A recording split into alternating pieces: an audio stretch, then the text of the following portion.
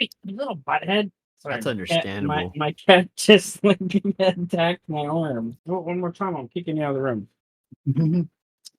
Yeah, Uh, Gonna do it. He's gonna do it again. she, You but might. yes. She's gonna do it again. Oh, she's yeah. definitely gonna do it again. She Aggressive affection. Like, hey, pet me, and if you're not petting me, I'm gonna scratch you. is. Yeah, it's definitely gonna do it if it's a female cat I again guess- for sure. Last time, session 65, you had a Tarrasque meal gone wrong, and I loved how that phrase was mentioned sort of in a few times throughout the session. But you guys were, most of you stood south of the beast as it rises from the nearly 100-foot wide sinkhole. Killian begins to charge forward, calling upon the thunder of the cloud giants and the lightning of the storm giants to both protect him and to engage the Trask with him, and hopefully him alone. Yet as he charges forward, Farwin, Diro, a wolf of the first house, and Birdman watch on, the dust still mostly blocking their view as the blood that was spewed from the birth of this cloned beast from beneath the stage ports seems to activate, come alive, or maybe more specific still, the bodies that were mixed or even fed to this beast. Humanoid, it seems mostly, mixed within the blood of this like cystic womb. They're they begin to rise, undead and enraged, just like this beast that Killian begins to charge forward at. These undead, charge forward, biting and clawing, mostly at Duro and Birdman, it's a little bit at Farwin. But seeing those three were engaged at the beginning, Killian kind of said they could handle their own and rushes towards this pit and sinkhole. He sees this insensate creature beginning to climb and rise above the hole. If it were to reach any part of the city beyond the crushed streets of what was left of the stage court, it would wreak havoc in a way the city has not seen since its nascency nearly 300 centuries ago. Thus, Killian vows to take this thing's new life, to put it back in the hole it came out of. However, its presence, its magnificent deathliness, turns his soul. He's frightened and must, with each strike of his sword, call from his innate magics of the ancient giants and fight through this fear to end the crazed beast roar. Farwin, once he sees the fear, has gone so far to have allowed Killian to become inside the mouth of the Tarrasque. He charges away from Birdman and Jiro to assist the Lupin giant. He hastens himself and finds some purchase with blade and magic, and just long enough to kind of incapacitate the beast with some strange mind spell that took about it was like 3 or 4 times for it to actually hit, so that Killian can escape. By this point, there are two key things that kind of happen. One, north of all this in the streets from where the 11th house is, this strange minotaur-like creature flies under the effects of even weirder whistling sound and engages with some of these other strange resurrections, most of them the zombie baby's rest. Trying to fling one. He engages one, try to fling it in the sinkhole, doesn't really work, and then kind of runs away from it to help Killian, basically, who is in the process of drawing his moonblade and trying to keep the Tarrasque at bay, getting bit, and eventually, he's inside the mouth of the Tarrasque. Breaking out in that process. Farwin then goes back to Birdman in the middle of there. I forget exactly where, but he does help them a few times with different magic to try to. There were over a dozen ghouls and zombie baby. There were two other zombie baby traps that Jiro was kind of tanking as Birdman was dancing around. And then Birdman gets bit on the leg and is held for a while by one of the baby Tarrasques. He breaks free and is able to slice through some of the undead in the process, and then eventually gets to a position where he can pretty consistently take some ranged attacks and volley to help beat down what Diro was kind of holding at bay for most of that. Soon, with Farwin, the demonic Minotaur, and Killian assaulting the Tarrasque, Farwin's able to use magic to finally knock the Tarrasque back into the hole, and whether through that magic or the damage it took while it was falling down into the hole, being kind of crunched, it dies and then explodes in this like pop of blood. Well, we Where just screamed the problem away. yeah, it's still there. Like the body is still there, but it's like been exsanguinated in the simplest terms, I guess. So Killian is very hurt by the end of that after being inside the beast and having the presence of this creature just, inside his mind. He was feared through most of it. Breaks away and he begins to help with some of the other cleanup and things like that. Meanwhile, the Minotaur goes down into the sinkhole and starts to try to harvest the horn from the creature. The others, Hero, who's licking his wounds, Birdman, kind of staring. He's just staring off in the void, is what I wrote. But yes, and Killian and Farwin most keenly discussing like kind of the help and cleanup that needs to happen. This idea of hope and alliances for the future, a little bit of quasi thank yous going on for like working together, sort of, and kind of a discussion of everyone other than Farwin, basically, and Tenebris. So, Birdman and Killian, with Diro perhaps, going back in this hole to see what else is down there. Is there anything else they should worry about?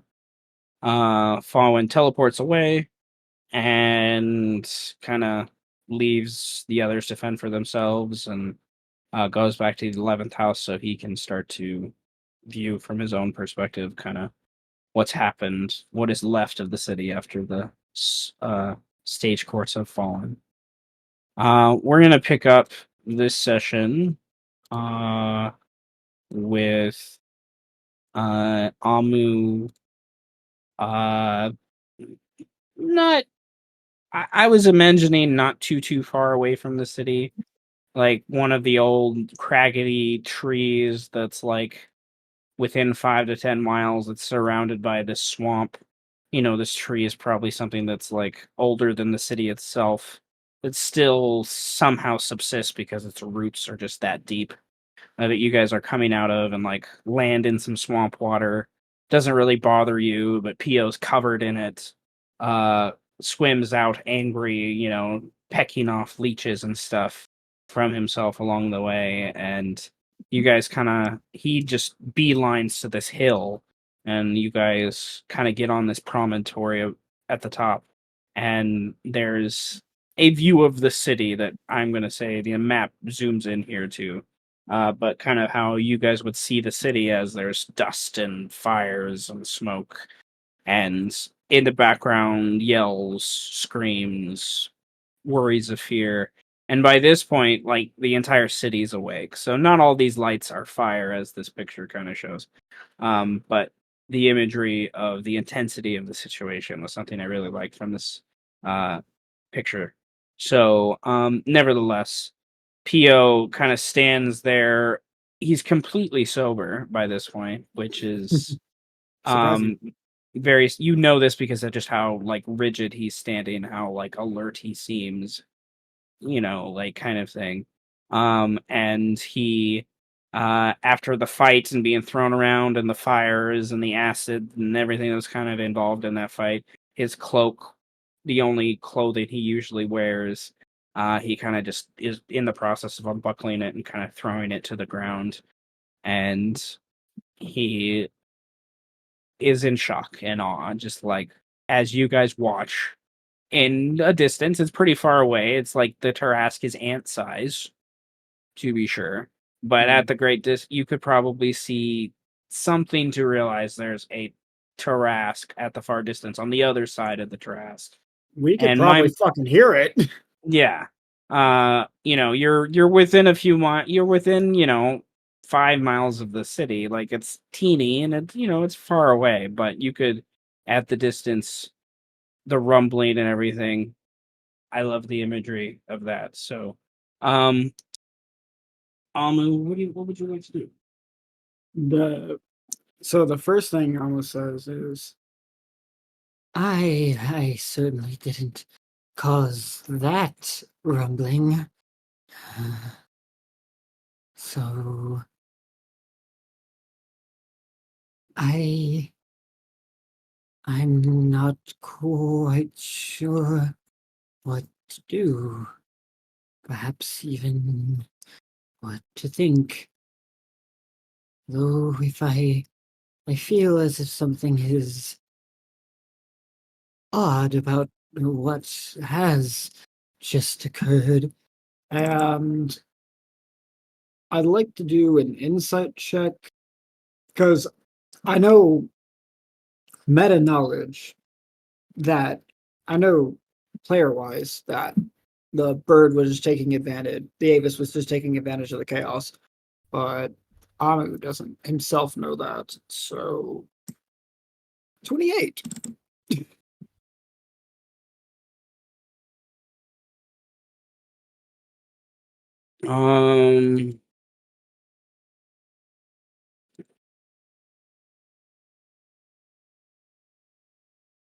Okay.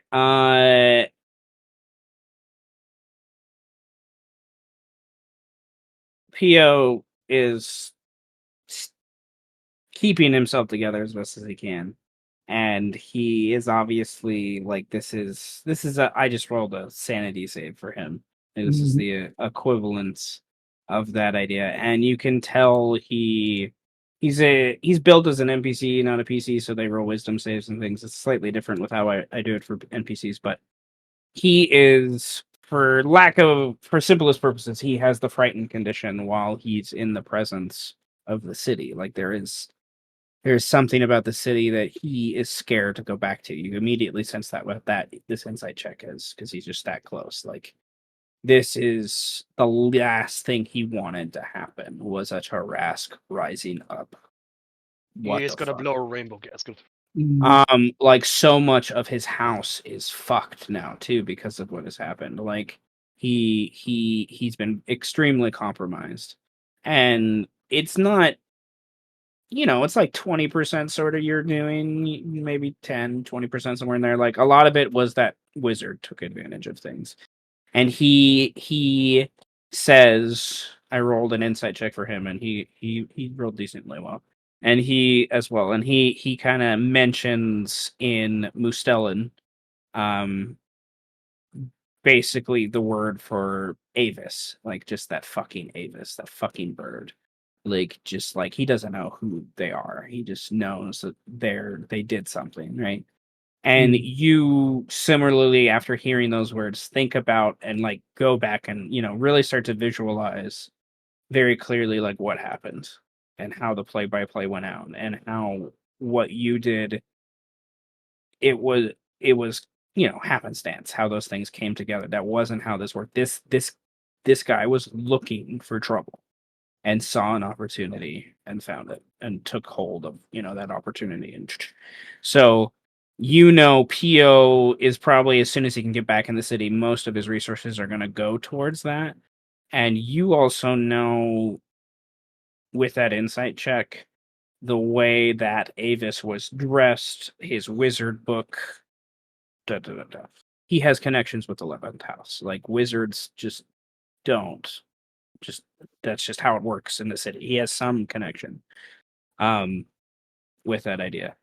As the only other 11th house member that's here, player knowledge, character knowledge, is Tenebris isn't in this situation. Tenebris would know, that he's kind of a rogue member of the 11th house kind of thing. Like I think your 28 would kind of pick up on that. Like if he was someone that Fawin was aware of, why would Fawin let him do something like this? at that point. So especially because of the interactions Amu has had with Fallen as Yeah. well. So you're thinking he was probably someone very loyal to Orcafor, and with Orcafor's fall has been trying to pick up pieces of things and figure out what happened, and he has gotten as far to understand that a weasel, the 10th house, those people in some way, shape, or form were part of Orcafor's fall in some way. And player knowledge, the fox that he used to work with, that he got that information to him. That's one of the reasons the fox was there when they were killing Orcafor, is he was trying to figure out connections to different things. But nevertheless, like Pio by this point is intimately aware that what Falwyn did doesn't necessarily compromise anything the 10th house was doing. So this is someone, and Orcafor was never really on his side anyways. So like Pio and Orcafor like rarely worked together. Orcafor was he had a strong enough business of his own that most of the time he didn't need the dark hands of the ferrets, which is a fun sentence to say. Nevertheless, Pio would probably turn to you and is like, "And Mustelin, you got anything to drink?" Yes, I do. And I'm just gonna, like, we're in swampy water, right? Oh yeah. Yeah, I just cast Purify Food and Drink on the water. He sighs, but he's thirsty and he drinks. And like the way he drinks the water, it's as if it's really hard alcohol. It's that shocking to him, even though it's like perfectly fine. When was the last time he drank water? Exactly. Oh, dude. His kidneys probably are gonna die, but that's okay. Um. So While he's drinking, Amu would say, Well, if it is any consolation, I do believe that the Avis was acting alone and quite recklessly, and that the I was not if I knew that a Tarrasque lied beneath the city and would be awakened by an earthquake, I probably would have just not done that. But unfortunately, we are where we are.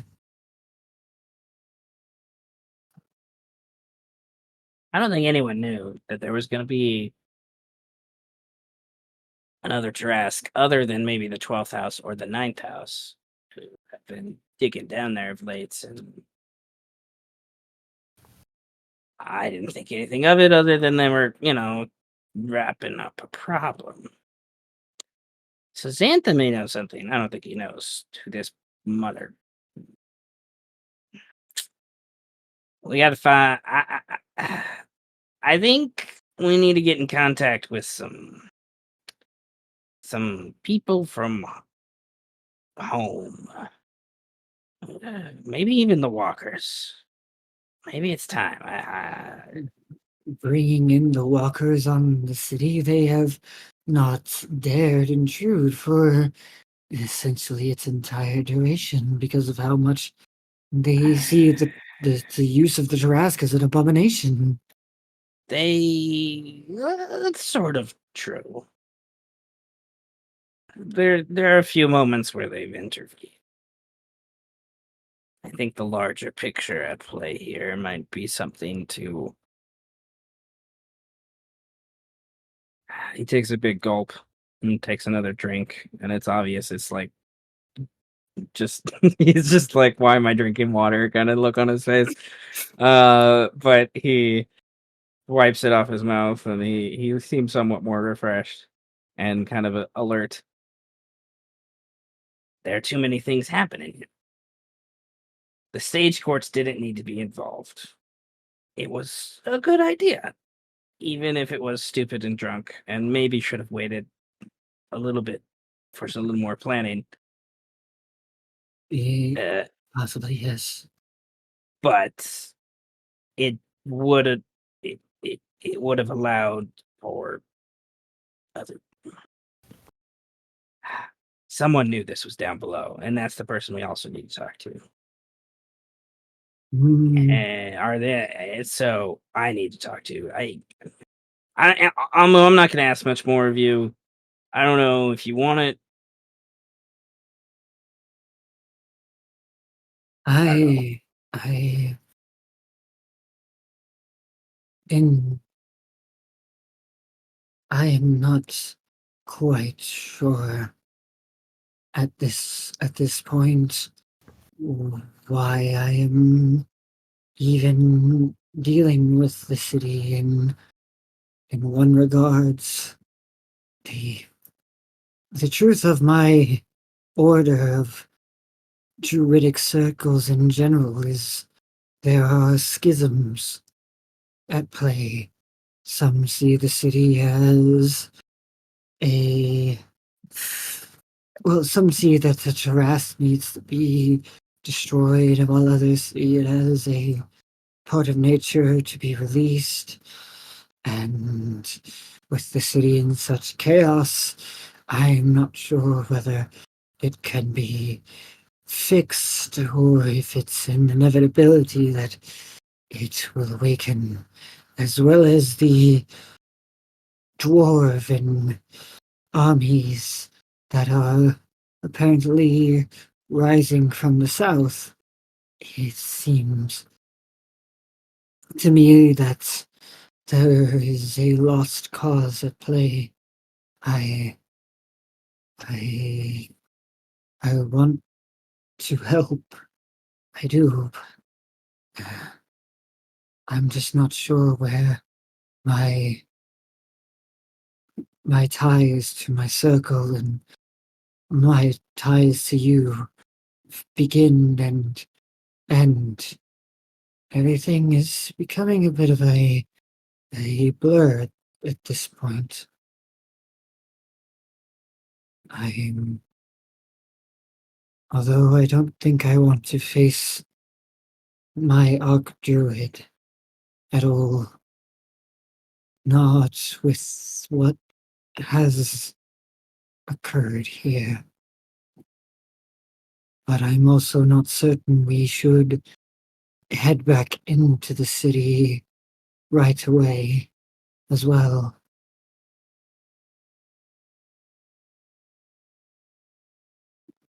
Hmm.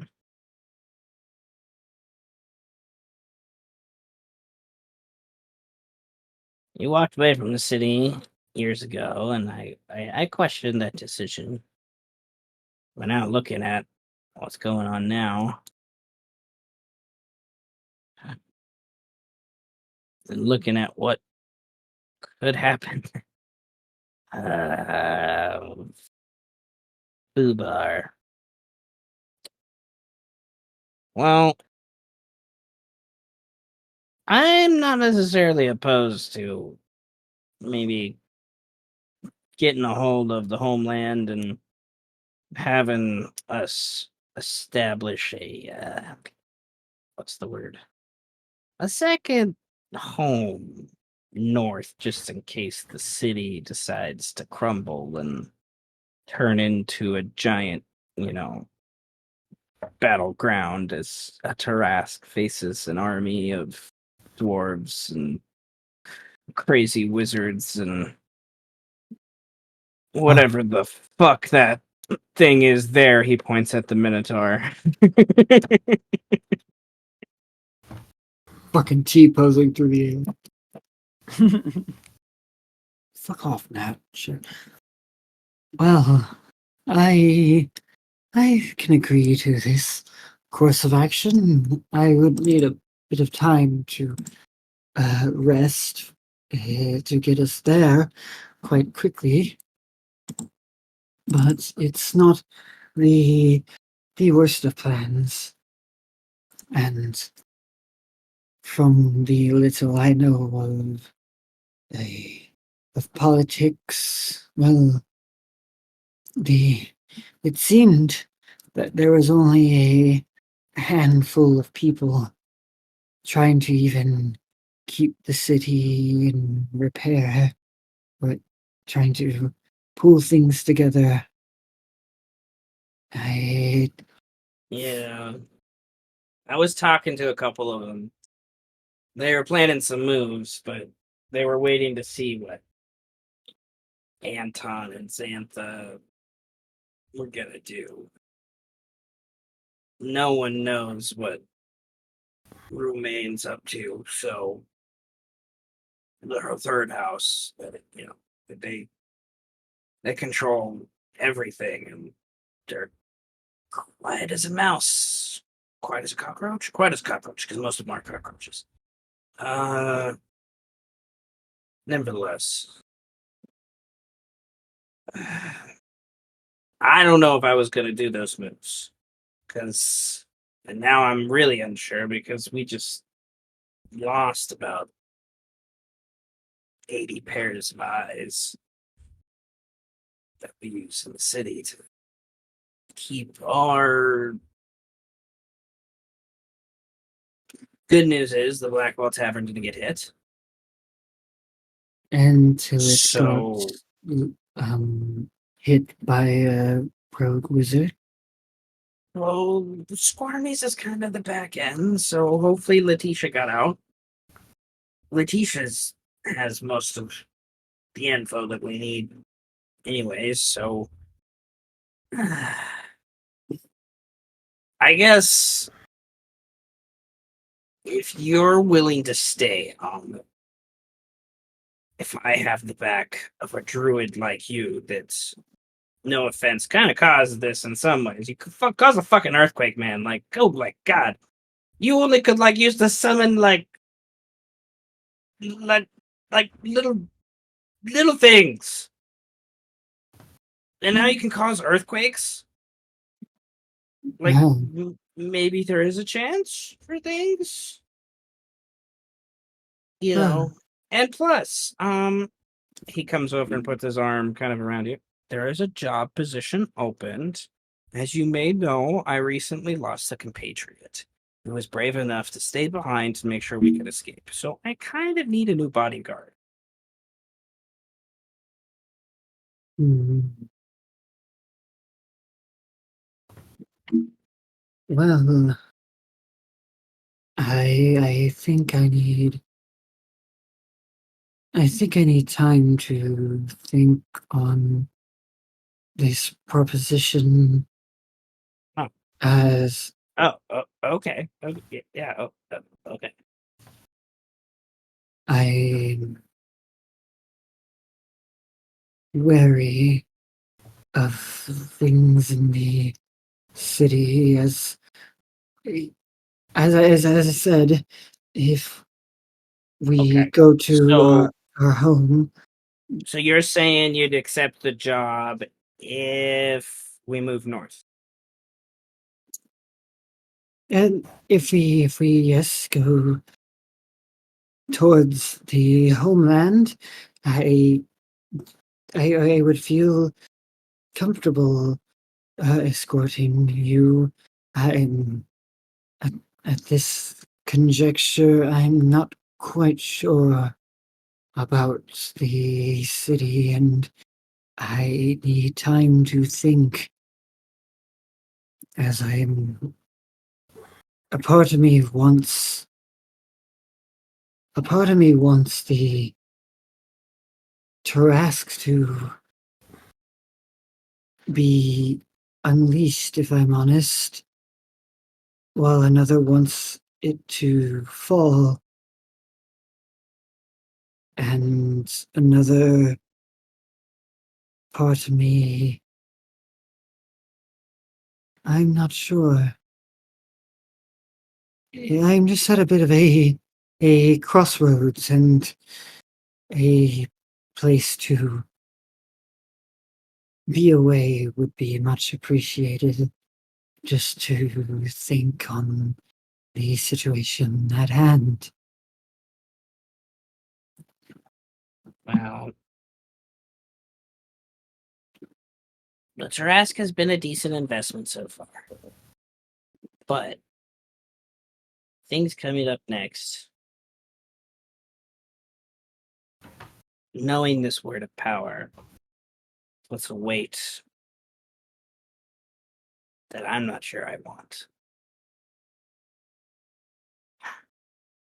There was something about the way that gnomish girl gave the prophecy a few days back that just unsettled my bones a little bit. Unsettled my bones just a little bit.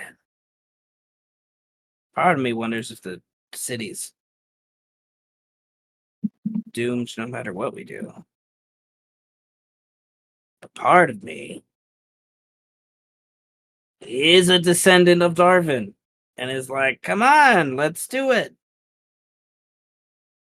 But I'm not doing it alone. So if you need time, that'll give us time to establish some supply lines and maybe establish some things with the tribes up north. It'll be a different kind of business. Maybe, I don't know, at least everyone will speak the same language though, which he's trying to see the positive of things. I really wish I had a drink. So, how are we going to get there? Are we walking? Or can you do another tree poof thing? Have you been north before? I generally stick to the swamps, but I won't lie, I was always interested in seeing what was there. How far north is it?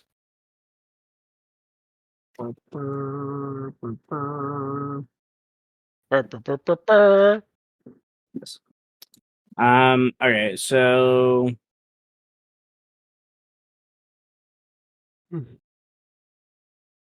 you're probably more east of the city, honestly, with just Yeah. kind of what your background and stuff is closer to the river. So if we're talking true Moose Deli, a couple 250 miles ish. But I could actually kind of see the idea of druids making pilgrimages regardless of uh what circle they represent. And plus, when you can shape change into a bird, you kind of just can go wherever the fuck you want. So I'm gonna find another swamp. I'll find another swamp. So I think it's not unreasonable for him to have been there. I don't think it is. I don't think so either. Like at least once. Maybe not like multiple times, but at least once I could see him going there. Just to see, like, because he's dealt with the city weasel people and maybe wondered what the non-city weasel people were like. Just see what that is. So I can see him doing that. So he would say, Well, I will need a night's rest, and I would be able to get us there as soon as we wake up.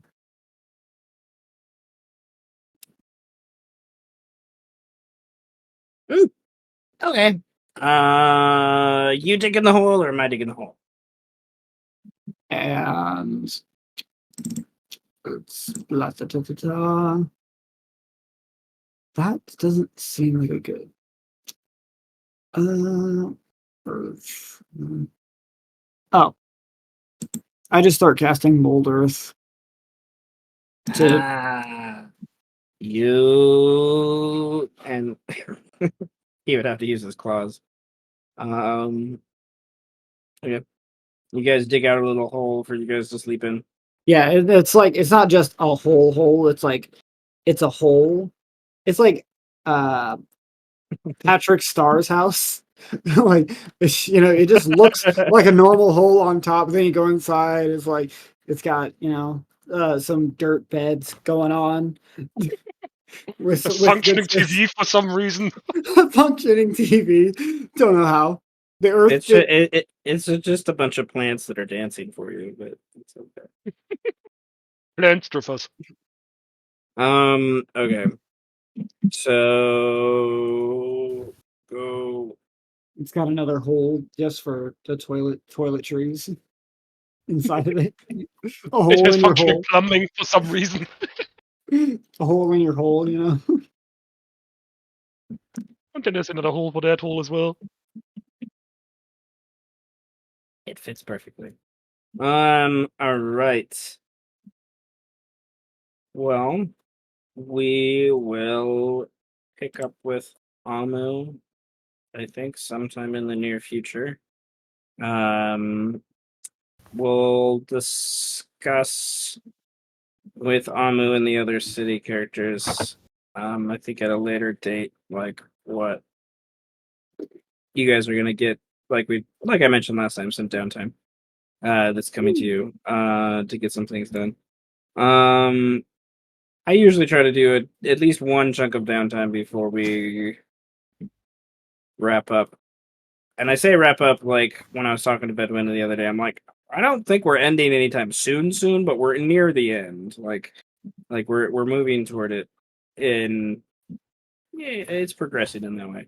About halfway through. It's halfway through 2 years. Okay. Who knows? Who knows? Like okay, maybe I guess I don't know. But I'm down for another 2 years of this. I mean, I would definitely say if the goal is just what happens to the Tarrasque, then we're probably pretty close. yes. Well, there's always the discussion. I usually, when we get to the end of what I have written as the story, it's always the discussion of like, do you guys want to continue, I guess, and do other things? Because that is something that I've thought about. Is we've never done like a level 20 campaign, which is in its own right viable. Something I've read about here and there, where you guys are doing level 20 crazy shit. Oh no, we're gonna go to the nine hells and fuck around with some devils and I mean, befriend them, and all of a sudden Lust has like seven devils asking for her hand in marriage. The rest of us fuck some devils. well, Maybe if you ask nicely and give them your soul. nah, they would have to give her their soul. That's funny. That's right. The human that's able to convince the devils to give them their soul. Who The don't smartest have man that ever lived, bro. I love it. All right. Well, with Nova being gone and Vedwin, I am assuming asleep. Probably. We are going to um, OG3, right? OG3. Yeah, we're so back. Oh, G3. So we're going to switch to the forest people, I guess, to do what we can do I'm so ready for this. with them. And then depending on what happens there, we'll determine whether or not I guess we continue. Because there was a few scenes that I had planned for the people that aren't here that maybe it'll make sense to retcon them. I don't know. But nevertheless, we are jumping back in time a little bit. Like you guys. Oh, I didn't put that on the thing.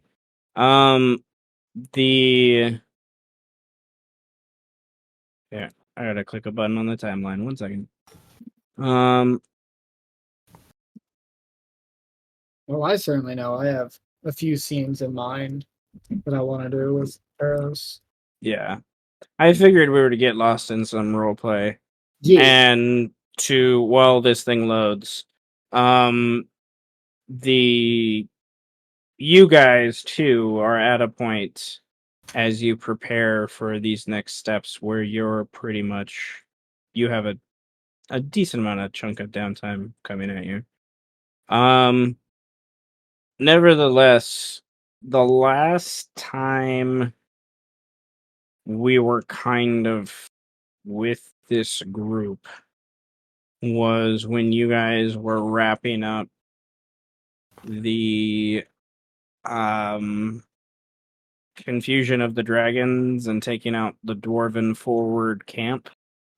And you guys were able to mind fuck the pilot of the Jorvian Kelreer, the great ape, and basically commandeer that Sarek's kind of taken it upon himself to be the pilot, I think, of that next Jorvian, and is still trying to figure out how all that works.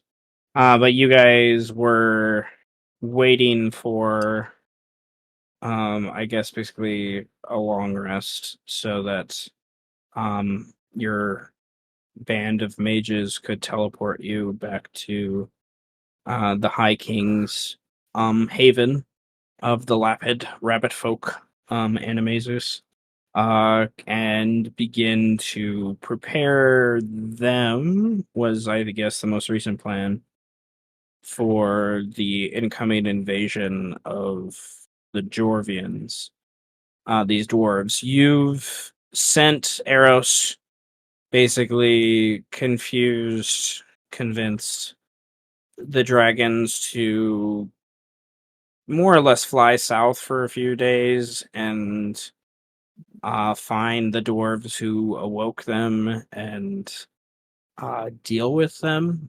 However the dragons would like to.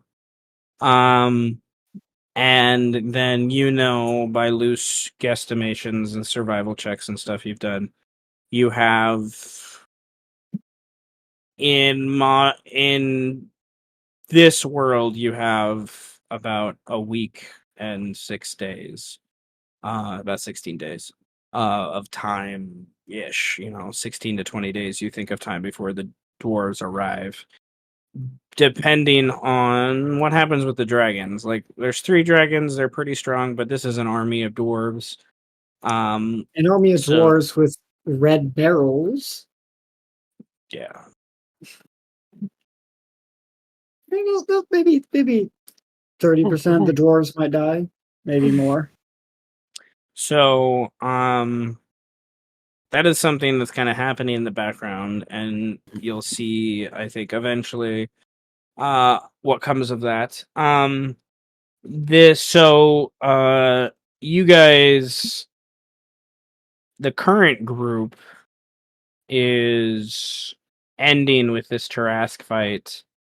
The end of the day on the 7th day of this month called Ghost's Memory.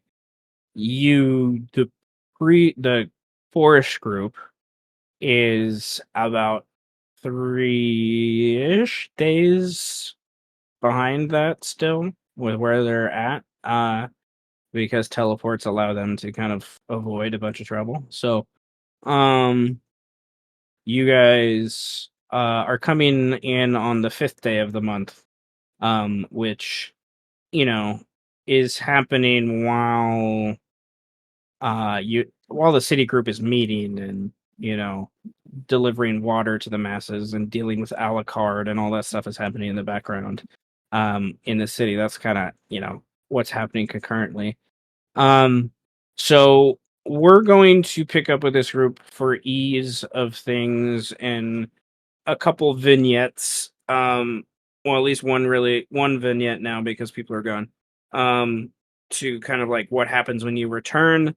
I imagine the teleport would be more connected to the people you love and have been companions with rather than the actual like Lapids themselves. So, the children and other compatriots that you left behind. I imagine they have established, outside on the grasslands, this like encampment that they've been staying out.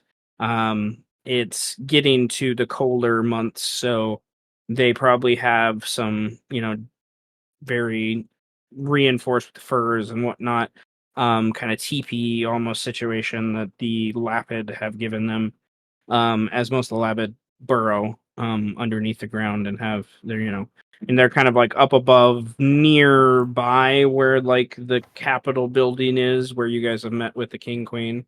And that little vignette of you guys like just teleporting, I imagine it has to be because there's quite a few of you now. 1, 2, 3, 4, 5, 6, 7, 8, 9, 10. Yeah, there has to like so Solus. I'm just gonna say Solus and I'm pretty why isn't Sarek on the board?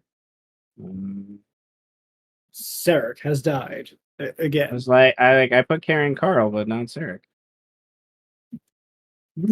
I have betrayed him and eaten him. Yeah. That would suck.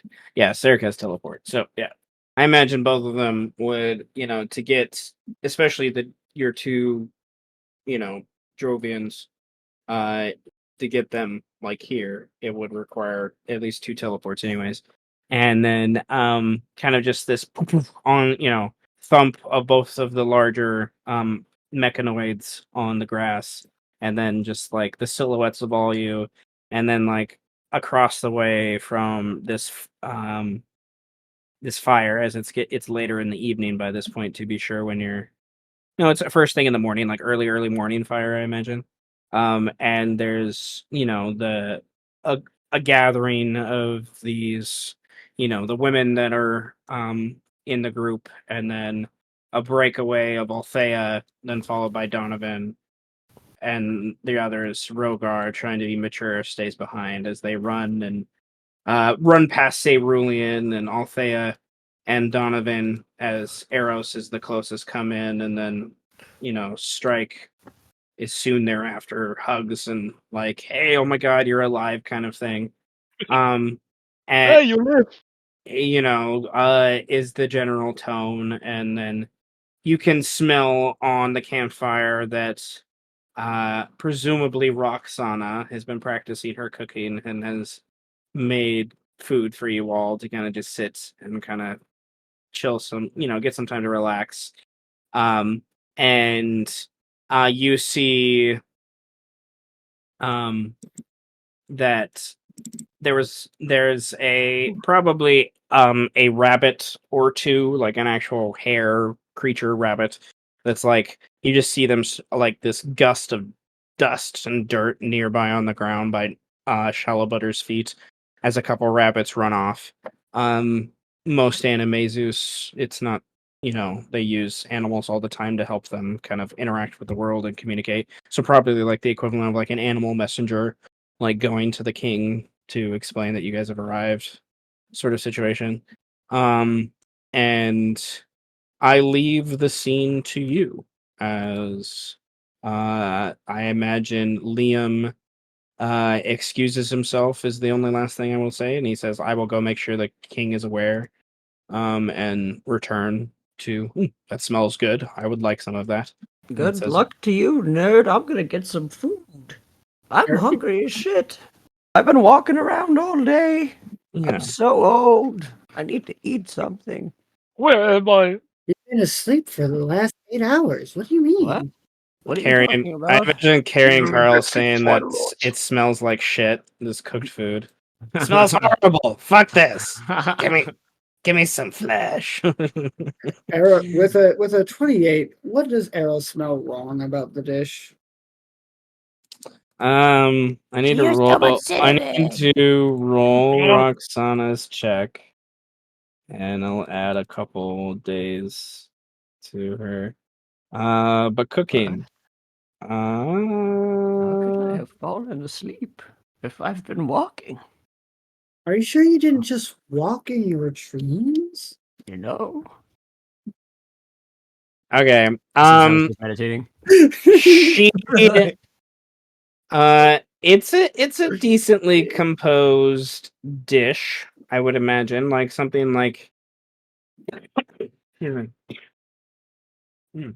Something like out of like a Dutch oven sort of situation. So like a stew. She just everything's like chopped disproportionately, so you know there's parts of it that aren't cooked all the way. Oh no.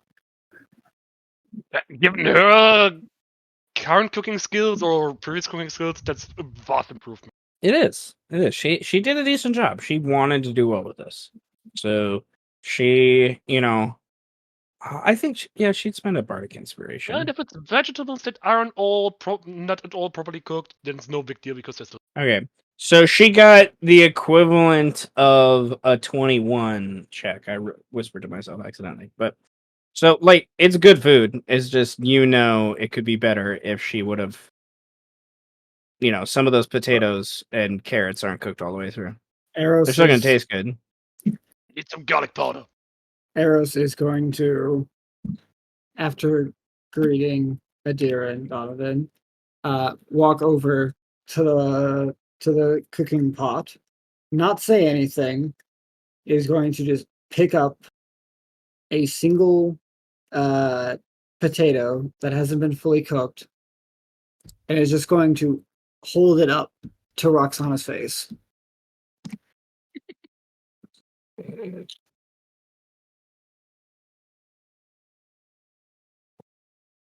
Do you see this?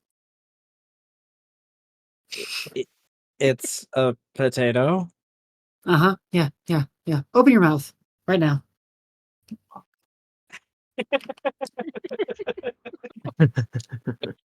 I love it. She's going to um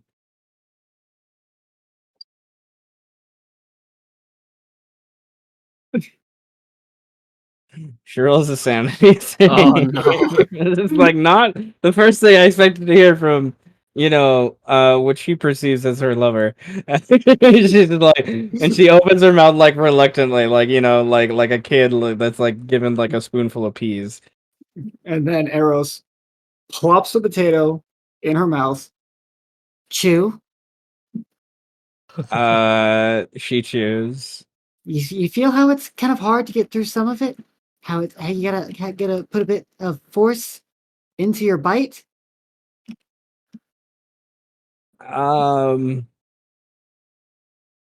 What's your passive insight? My passive insight is 27. Okay. I think takes a big bite, has to chew around a big chunk of it and chews it. No, it swallows it, but it's like, getting like a dried potato stuck in your throat kind of thing. Has to like grab some water and chug it. It tastes it tastes fine. Eros gets face to face. Really? And tastes she's fine? she's blushing by this point to be sure. Like yeah, it tastes fine. And to try to distract the situation, she kisses you on the cheek. It's good to have you back. Would you like seconds? As she tries to peel away to like get a bowl for Rogar, and Rogar's just like looking like, why are you bringing me into this? Eros will, as she tries to slip past, Eros will grab her right by the back of the hair and Whoa, wait, hey, No. Don't you fucking lie to me.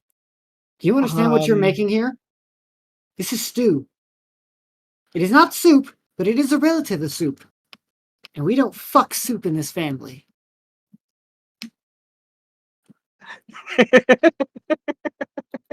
Wait, we don't? Okay. She realizes that she didn't think through all the steps of her choices, right? And she's like, and she has a little bit of like the misty eye going on. Like she's not crying, but there's a little bit of a misty eye there. And she's just like, I just wanted to make something nice. Um I'm I'm sorry, Eros. See, Everyone, you can put it back in the bowl. I'll fix it. no. We will eat. Trillo's already eaten like 3 raw potatoes. He's just like, what? What? Mark's already on his second serving. That tasted pretty good. Heck, How long do you think it takes to cook potatoes versus carrots? They are not the same cooking time. Especially when you cut them into so many different sized portions. The bigger ones take longer to cook than the smaller ones. You have to put in the potatoes first at an even size, have that going for a few minutes, and then you put the carrots in, again also at an even size. And above all, you have to make sure the water is boiling first. You put in the potatoes when the water wasn't even boiling, were you? You just lit the fire and put the potatoes in. I always do it to be fair. It always works. Roxana just kind of nods and is filling up a bowl for the next person.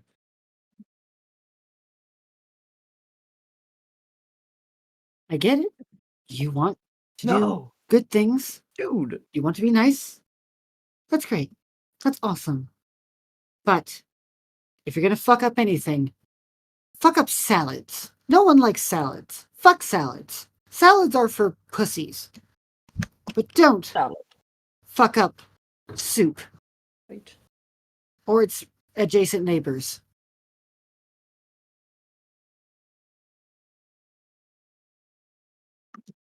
Well, enjoy, everyone. Roxana says, like she's kind of beat red by this point. And Cerulean is just like, they are underdone. That's unfortunate. And by this point, I think Shallow Butter would kind of like break the silence to change the subject and kind of point over to Cerulean. Who's that guy? Who's that guy? Too many voices. Too many voices. Oh, that's my dad. Everyone, this is my dad, Cerulean. Cerulean is my mentor as well. Dad, meet my friends. So does that make him a grandpa? Donovan asks. Kind of. Technically. Cerulean like anime like sweat. Damn, I'm now a grandpa. Like Oh, fuck. shit. I didn't why that wasn't where I wanted this to go, but yeah, I guess I am a grandpa. I mean, I'm just wait, but if I'm your aunt, he's my dad, then Uncle? great uncle. Okay. Is he really great though? Donovan asks. He's awesome. Damn. Honestly, get fucked, Cerulean. I don't know what to say. It's funny.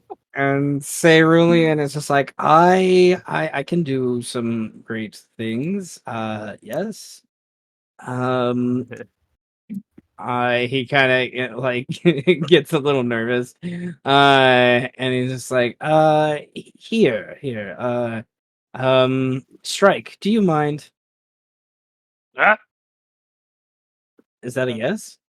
I guess so. Yeah. Okay. Donovan, what would you like me to turn your father Strike into? Donovan looks at Strike. Anything? No, not anything. I'm sorry. A beast. An animal. A bird. Bird Bird. strike. That means I can. That means your bird. I want to fly. He casts polymorph on you. Yeah, I just willingly save if I need one. I don't know. An unwilling creature makes a save. Okay, then I'm willing, definitely.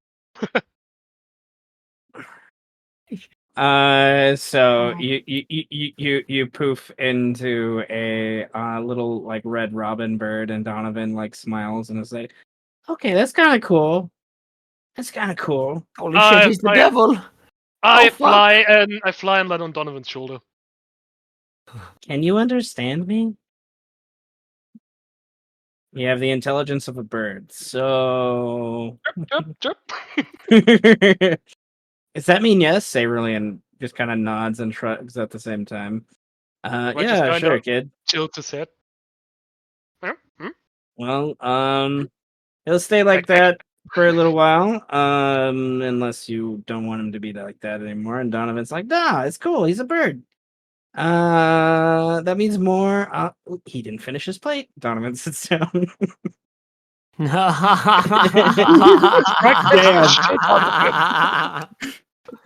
Damn, my inspiration's going to Donovan. It's This like- session. That's crazy. The funny thing is, since Strike's intelligence gets lowered, he doesn't know what just got said until he sees So it occur. Until he sees his food fuck with, and he's like, huh? Fuck. And then he pecks the shit out of him. Pecking at it? Donovan. Yes. Okay, Donovan's like, stop. Okay, take him out of a bird. All right, Cerulean releases the spell. Strike kind of falls on his rump a little bit. What just happened? Nothing. Here's your bowl. There's obviously like a few bites have been eaten out of it, and Donovan kind of helps you up. Yeah, I'm done. Can I have more? Roxana's like, Then you realize the other issue that Roxana had here. She made just enough for everyone to like have some, not enough for everyone to like be full. You can have the rest of mine, young coyote child. I do not require food or water to survive on this plane. I am what you would call built different. Donovan looks over at Build your Trillo. body. Well, It's like squinting at him. yeah.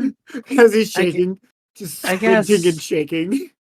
Are you sure? You look like No, I'm 100% sure I am not in requirement of anything that is sustenance on this physical plane. The only thing that You matters is bird. that my spiritual force is the most powerful shit in the universe. Seriously, I I'm haven't hurt. even watched him take a shit this entire time. I do not require to excrete waste from my body. I Is it use it as possible to energy in understand? fighting bad bitches. I take all of Whoa, my whoa, whoa, energy whoa, whoa, whoa. and recycle it all by That's- the power of my spirit Hold on. As far as and I'm my aware, deadly fists. as far as Okay, I'm aware, I'm- I am the only bad bitch that has been in your vicinity this entire time. So Maybe you're the reason I can't shit anymore. Did you ever think See? about that? Dad, I've become so powerful. I can stop a turtle man from shitting. that's nice. He takes. the I'm bite. so old I could probably shit on command if I wanted to.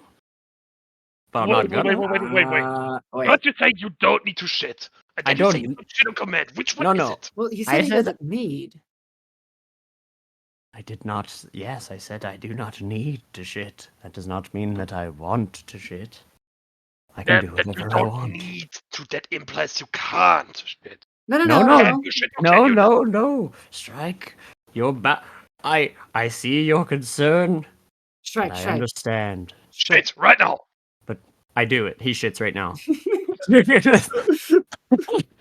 You just hear like You're seeing a tortoise shit. It's like tortoise poop. Like it's not that long pro- and it's loud. long and like it smells really go weird. dispenser.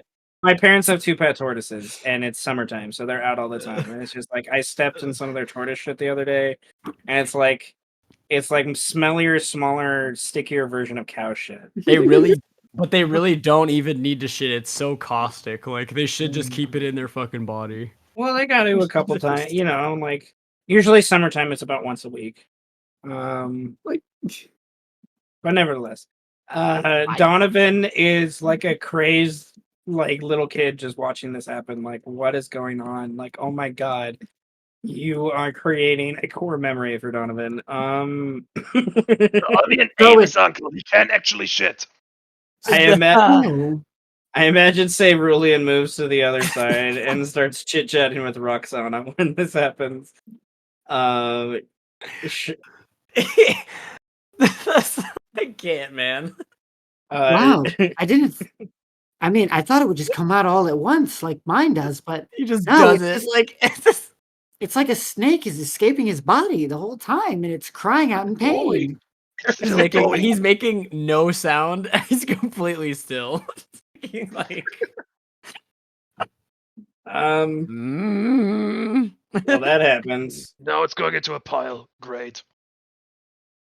One of the most dedicated shits I think I've ever seen in my entire life. it takes so I long. don't know if I There's should so be much in impressed there. or terrified. When he comes back eventually and he says, "See? Now, if I pee, I might die." That's what I'm scared of. What? Don't pee. Don't pee. I'm almost tempted to just ask you to do it anyway. I He forgot might about it. die, I forgot Eros. He about might die. inspiration until this point. Brandon, get to inspiration. Yes.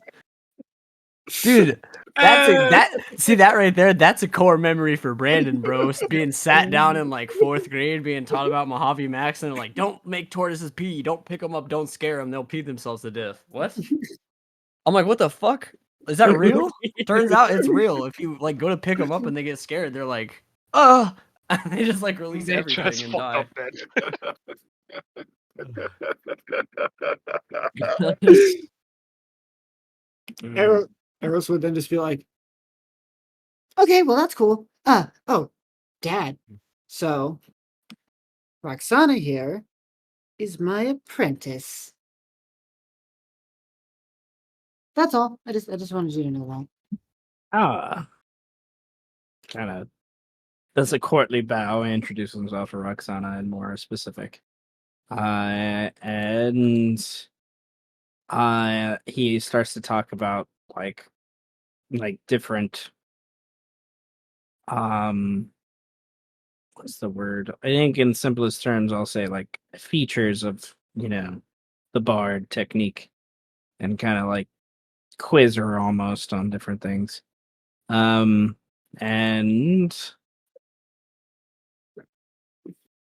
yeah.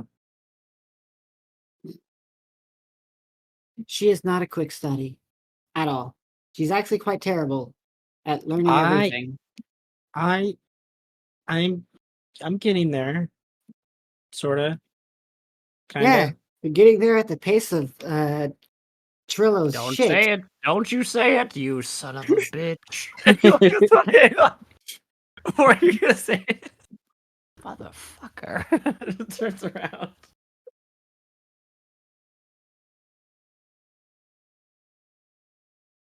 Newville has come over to this point to basically greet Strike. And you guys see Althea's quote unquote mother, Fedrina, has like kind of walked away by this point. Gone to the tent that's off map. We're not on map. Unless Off map would be a continent for us right now. Yay. I did it. Now we're on map. Nevertheless. At this point, Strike would excuse himself and go talk to Frederica. He planned to do it.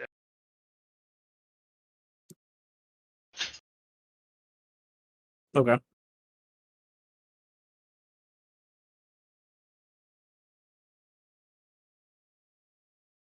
You hear as the camera's panning away. Do you understand how hard it is to get her to think mentally? It's very difficult. I've seen it. It's like noodles that just keep getting sliced as they move along. I don't know how else to explain it. slicing noodles is pretty fucked up. Yeah, but it's like along the noodle, not like again. It's like through the noodle itself, not like cutting it in half, but like cutting it in half the long way.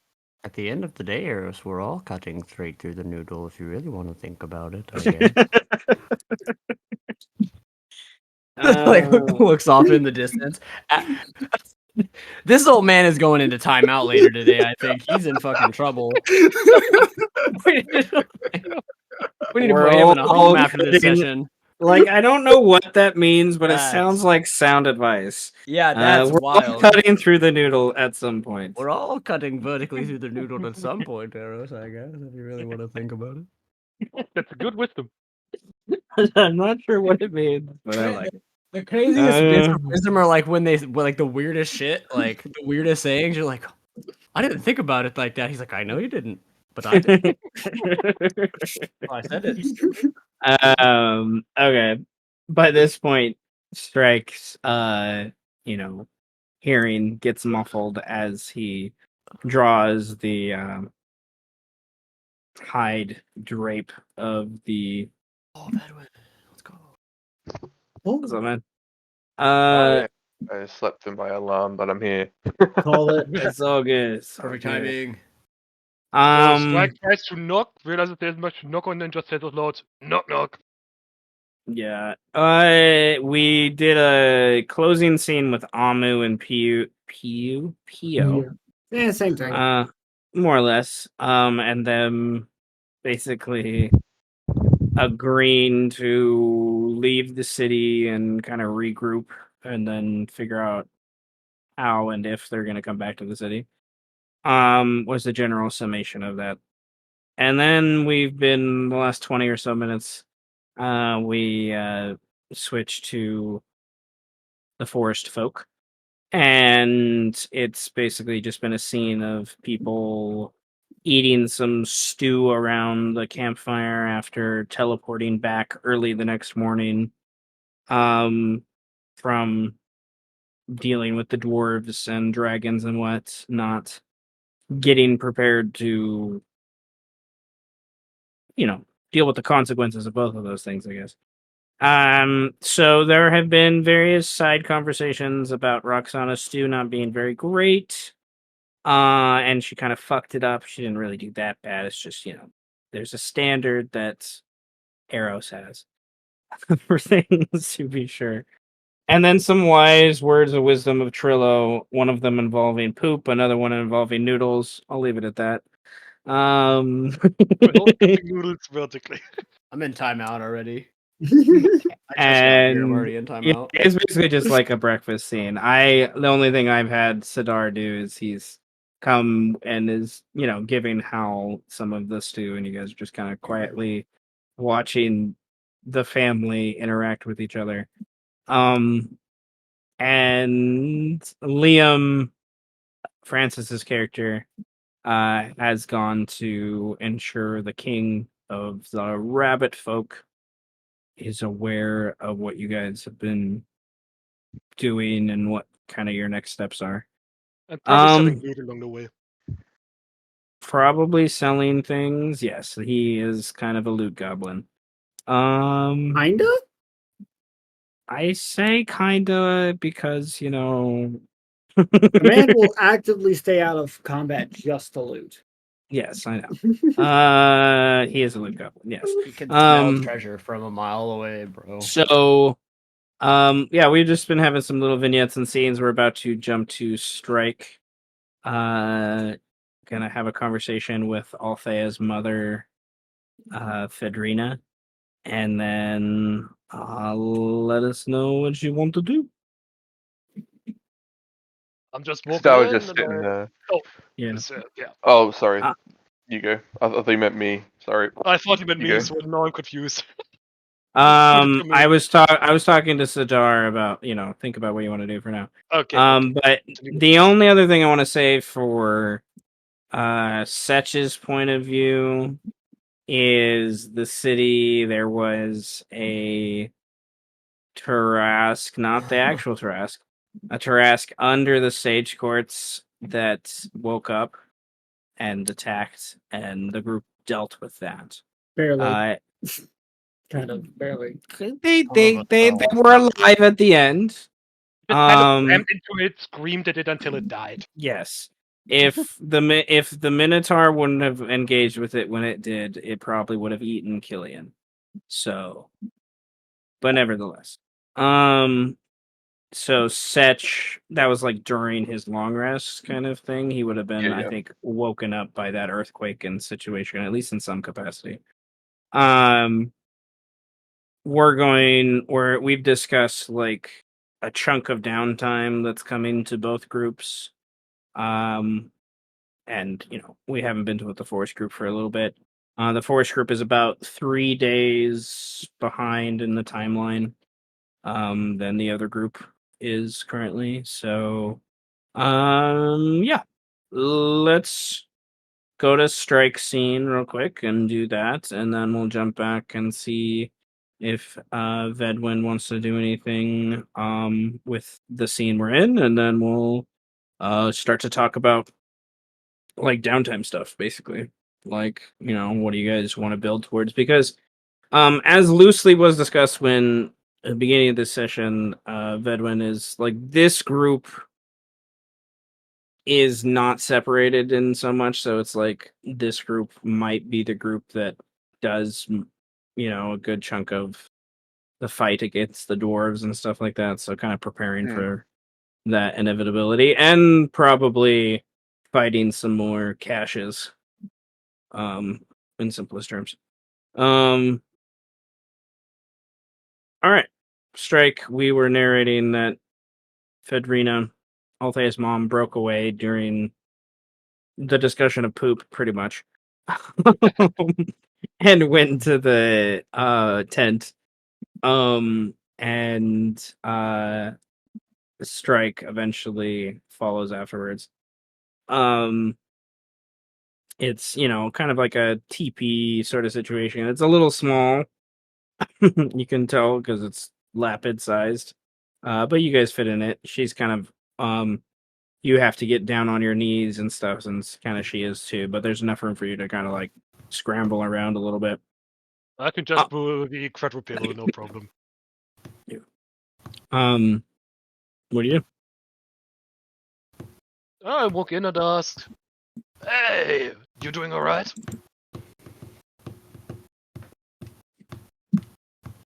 That seems.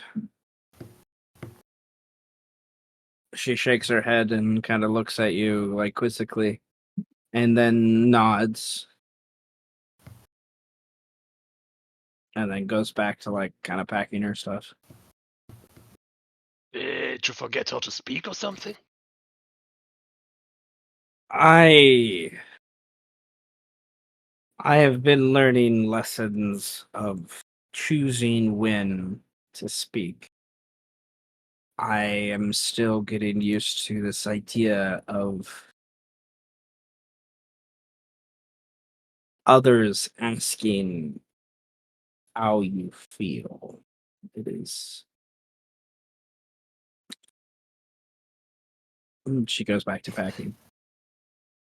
Oh, it must have not been a very common thing where you for.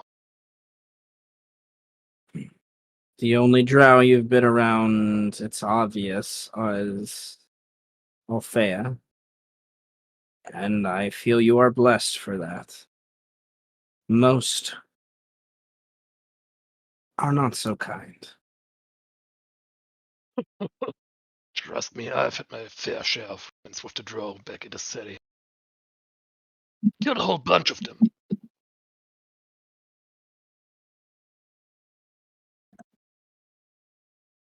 She kind of stiffens up at that idea, but kind of nods at the same time. So, what are you doing all here all alone? This is what I was gonna ask. Why not come out where everyone else is? You're gonna get used to it if you always just retreat. It was a different dynamic when you were gone. The most outlandish things that were said or done were a alluring dance from Roxana that Nouvelle would join in and laugh about, or even a fart joke from Rogar. I have forgotten how much the surface world makes puns so simply. It was overwhelming. I just needed a moment to gather myself. That's understandable. Just try not to retreat too often. Yeah. I will. I will be here for my daughter. Speaking of, how are the two of you getting along? Mhm. You are an interesting. Shakes her head. Heard that We. before. Many different contexts. I mean this in a good context, I think. She's good. She and I have, I think, reached a silent understanding about things. She knows I'm not going to go away, and I know she's somewhere safe for now. But that begs the question. I do not speak much of the locals' dialects, but from what little we understand while you were gone, the dwarves of the south are making more specific moves. I am curious as to what you know of this, and I ask this question solely to understand as I look at these people and I look at our band of whatever Misfits? we are. That's a good word. I do not see many that would understand the military actions these dwarves would take and understand the best. I do believe, and this is what the Drow have believed for the last 3 centuries, the Animaesus are caught in a millennia gone and are slowly catching up to what the modern perspective is of conquering and being conquered.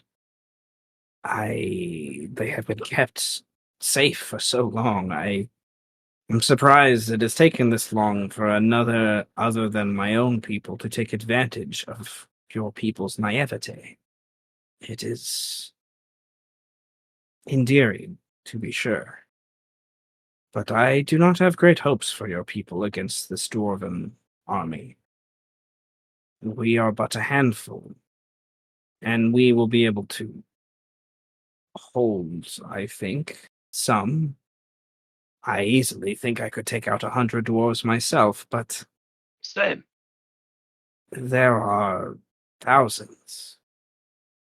That's quite simple then, isn't it? We're willing and able to commit vast amounts of war crimes. So we just do Will that. we We do be what enough? we've been doing so far. Will we be enough? The Rabbitkin have no standing army. They have gods, they have warriors, yes, and I've seen one or two that are. I am amazed that their level of skill is what it is, but it is not a standing army of dwarfs. It is not a standing army of drow. Like my own people could call upon at least 200. I think the Lapid could organize maybe 100 in a militia, and most of them would have spears and pitchforks. Versus the plate armor that's been obviously reinforced by some ancient magic. And we've seen at least 2 others. She points back towards Cash and Kelrear. I just don't see our chances in favor of anything other than more bloodshed. Let me tell you something. We have now been the kind of people who let the odds dictate what can and cannot. Do you have any idea how many times the odds have been against us? And how many times we came up top? 100% of the time. This will be no different.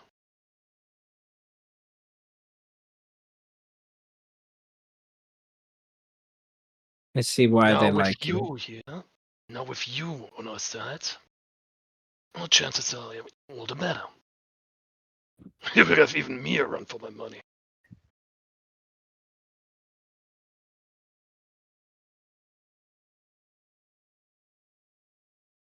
I just feel there would be safer options.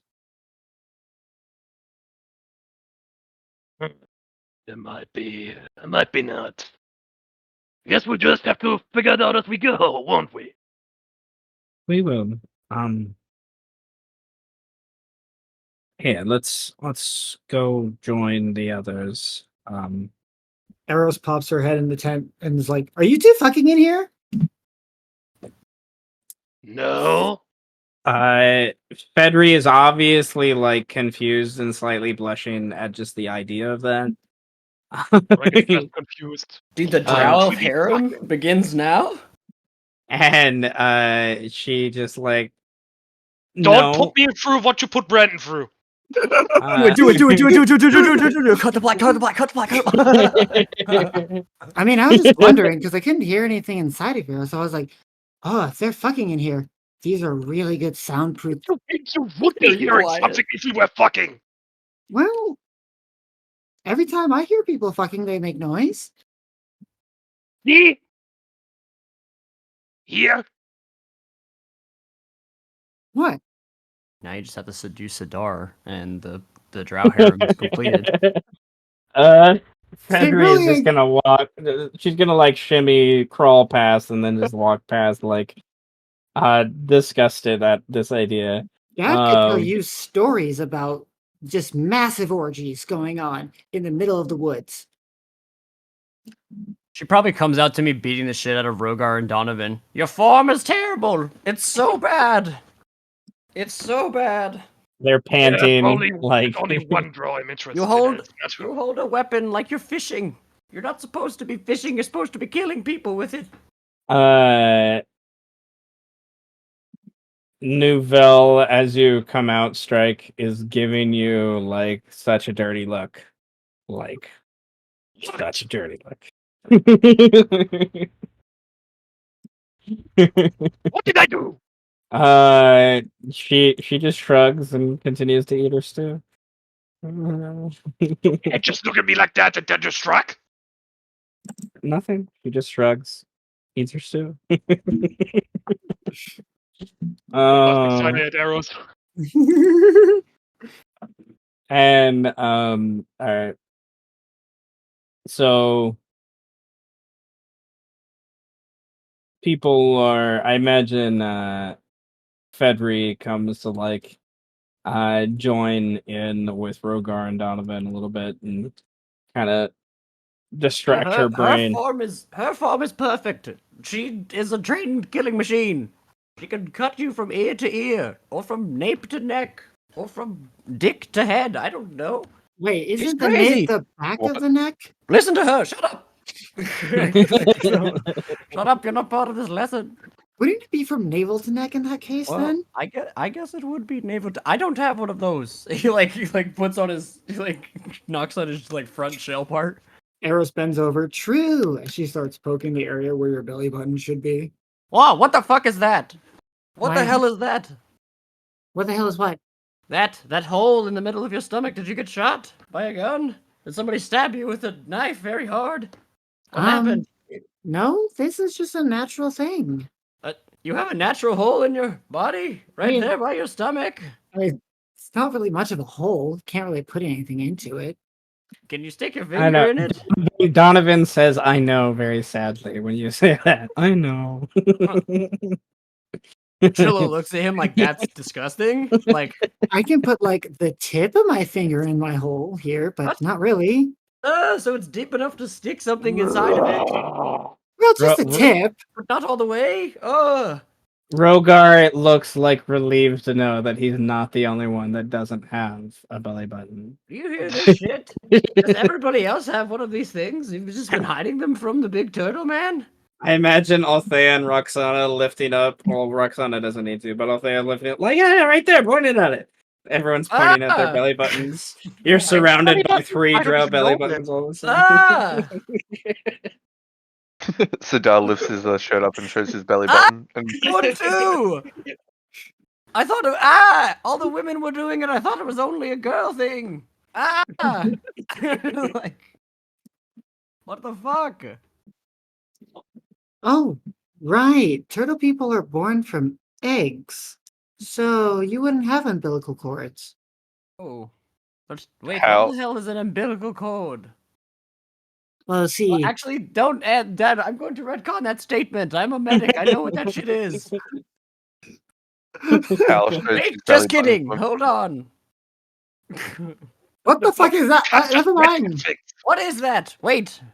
Oh, wait a minute. Is that thing that connects a baby to a mother? It's the weirdest shit I've ever heard. How can you carry a thing inside of you for a long time? My mom just shat me out of her butt. I just came out of an egg. And I woke up like this. I had to crack that bitch open myself. Like a man. You came out as an old man? No, I came out as a young, spry turtle, but I had to punch my fucking self out of that hard egg. These fists were not always dangerous weapons, you know? I don't believe you. I don't believe me either. He like holds his hands up.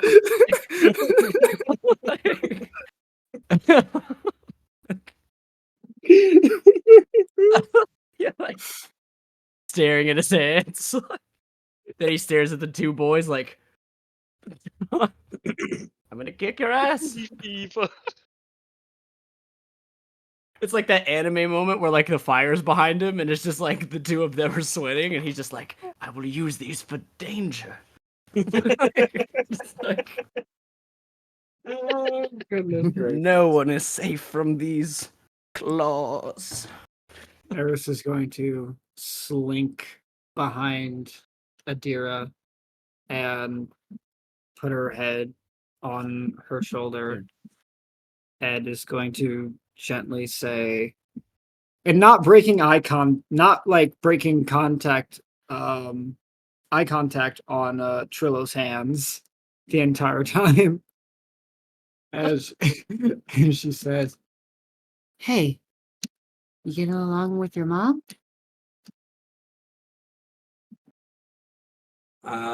She looks up at you like, that's the thing you're gonna ask right now? like what? And is like, obviously, like, her eye trailing between Trillo and her mom as her mom is in the process of trying to teach Rogar a different fighting stance kind of thing.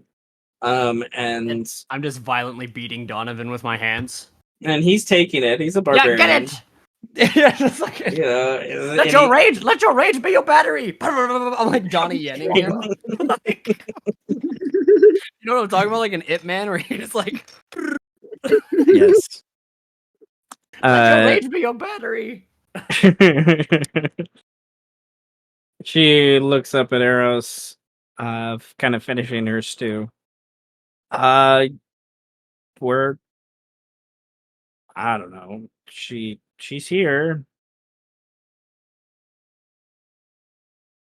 It might be.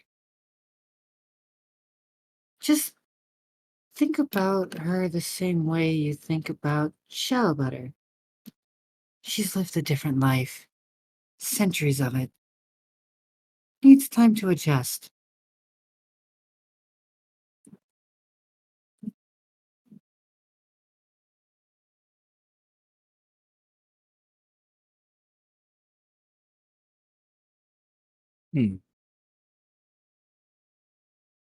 Althea kind of nods and then turns around and her serious face is there, and she looks like she wants to say something, but decides against it, and just pulls you in for a hug and says, "I'm glad you're home." And so am I. Eros is going to spot another undercooked veggie in like the remnants of Adira's bowl, and he's going to throw it and it rocks on his head. Oh, what? Oh, Althea, Adira's dead. Adira, fuck. Yeah. It's okay. It's been a while. Why did they both have Um, to start with A? I don't know. He named him. Yeah, that's I who did not. I'm talking shit to you, Greed, you fuck. They're twins. It makes sense. It does make sense in some ways. There's also, 1, 2, 3, 4, 5 people in this group that have names that start with an S. So, Well, shit. it happens. Speaking of names that start with an S, Sadar. What is Sadar up to? What does Sadar want to do in this kind of weird, awkward breakfast after dealing with dwarves the night before, running away from dragons, hiding in a river? What do you want to do? Large water breathing. I remember. It just talks to Hal. Life used to be so simple. We'd gang dwarves, we'd kill them, and then we'd eat them, He and kind of then purrs. and then we'd do it again the next day. And now we're dealing with dragons and shit. I kind of want to eat a dragon now. He's just like I- he's just mumbling insanity and just craziness just to Hal, and he's just like expecting Hal to understand and to agree with him. I think Hal Like the does divine in nodding some along. ways. Like, it's unsure whether or not his trilling sounds he makes are acknowledgments or he's just kind of sitting there vibing. But when you mention a dragon, his feathers kind of ruffle. And the idea of eating a dragon seems somewhat appetizing to him. But there's also like Hal spends a good portion of this morning looking kind of westerly towards the mountains and the forests kind of there.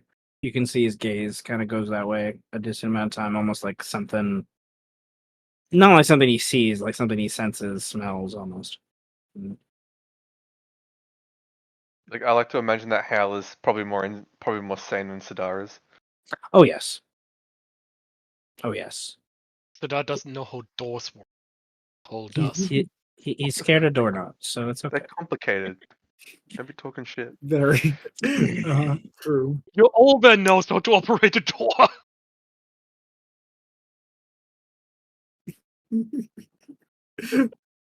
I'm just What, what, what, imagining Owl what just do you want standing on me his hind legs and just like opening the door for Sidar to say?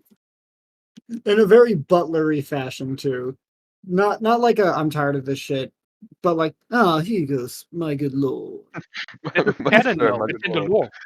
He has been trained to do so By who? by Sadar. No, he just figured it out on his own. He's like, man, Damn. my master's kind of stupid. Let me get this shit. My master freaking the fuck out over this door. Like, what is he doing? I better learn how to fix this problem. It's like how Hal just continuously now walks in front of Sadar to like destroy any doorknob. Like his fur pattern is has like a bow tie in front of it. just part of part of as like has on the icon. It's like you got that Record. white sheen, but then there's a bit of gold there in the bow tie shape. A little bit gold sheen in the shape of the bow tie on the white fur. It's just like a very like thick thing of feathers right there that look like a bow tie. Yep. There you go.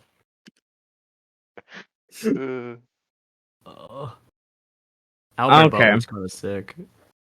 Well, all of you get one inspiration point. as we transition from this very endearing, chaotic scene of a large family kind of coming back together. And in the background, I imagine Sarek is talking, communing, setting up ritual processes that he's trying to experiment with Kelrir kind of in the background. And we now I guess can discuss some of the next steps sort of stuff. There's inevitably a scene that I want to do with a couple of you once we're inside the Lapid kind of city. It's not really like a time scale. It doesn't really matter when it happens. It just kind of happens at some point there. And then there's inevitably some sort of discussion with the king, queen, whatnot, but with Nova and Liam not here, I imagine putting that off a little bit isn't so much of a bad idea. I mean, we did technically talk to the king last time we were with the Force group. Yeah, there was a brief conversation. Yeah, I'm talking about like the next steps, like Yeah. like having the king involved in the discussions of, you know, Tower defense. the defense of the town and stuff like that, which can kind of happen in the background and stuff like that. So I do have another quick idea.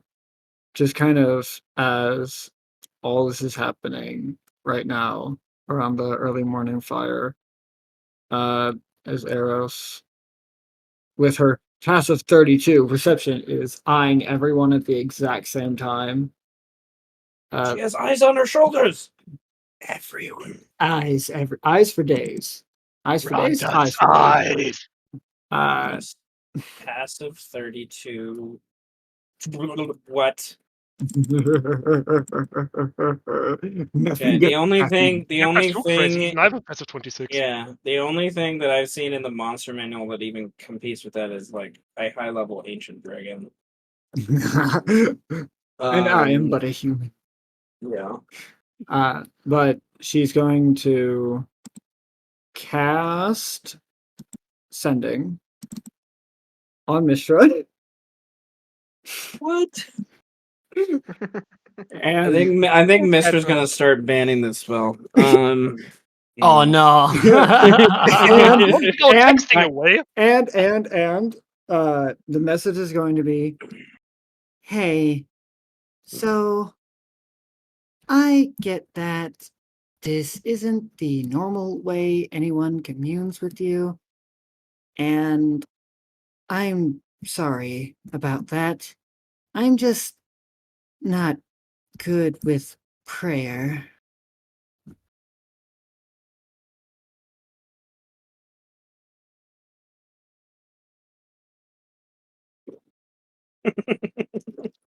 um.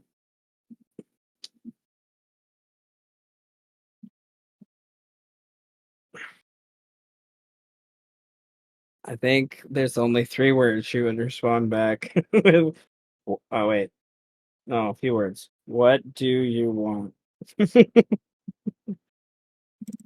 I will send again. And she says, Nothing. I just wanted to apologize. I'm a reckless person who doesn't often think things through. And I just wanted to help my friends. Sorry.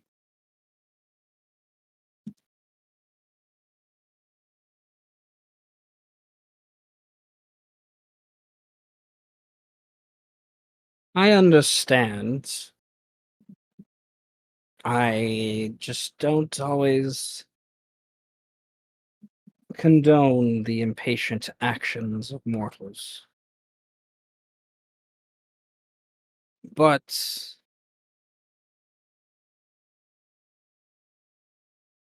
don't worry. Your requests have been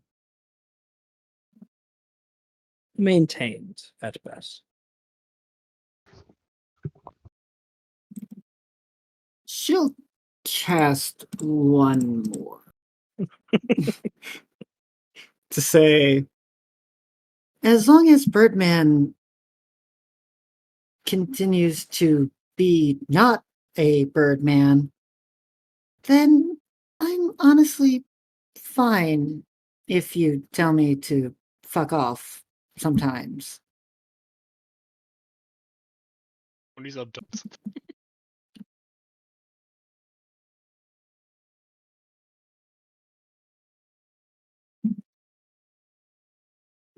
The curse was lifted. My omnipotence can withstand a few queries, to be sure. Why you've chosen me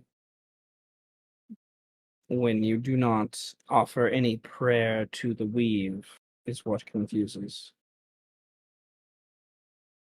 Arrows with no spell slots left.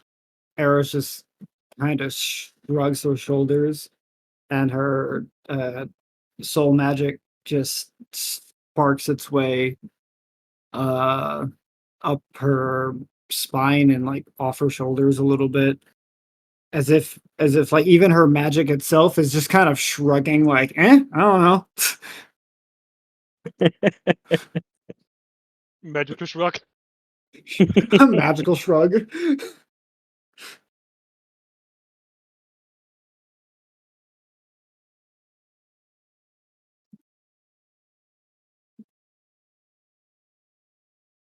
I think I don't know. I don't think you get anything in return from that, but there's definitely you feel within you like a sense of acceptance at that action, I think, in some ways. Um, and the rest of the morning trails by with odd laughs and side conversations and sharing of adventures and memories and kind of getting lost in each other, I think, for a little bit. Um, so you guys have some. Oh, I didn't update that. You have some uh downtime kind of happening here, where you can manipulate, scenes and stuff you have in the background and things you want to do along the way, of course. But generally, I think the main goal is preparing for dragons and or the inevitable, you know, arrival of the dwarves. That you guys kind of have volunteered yourselves to be the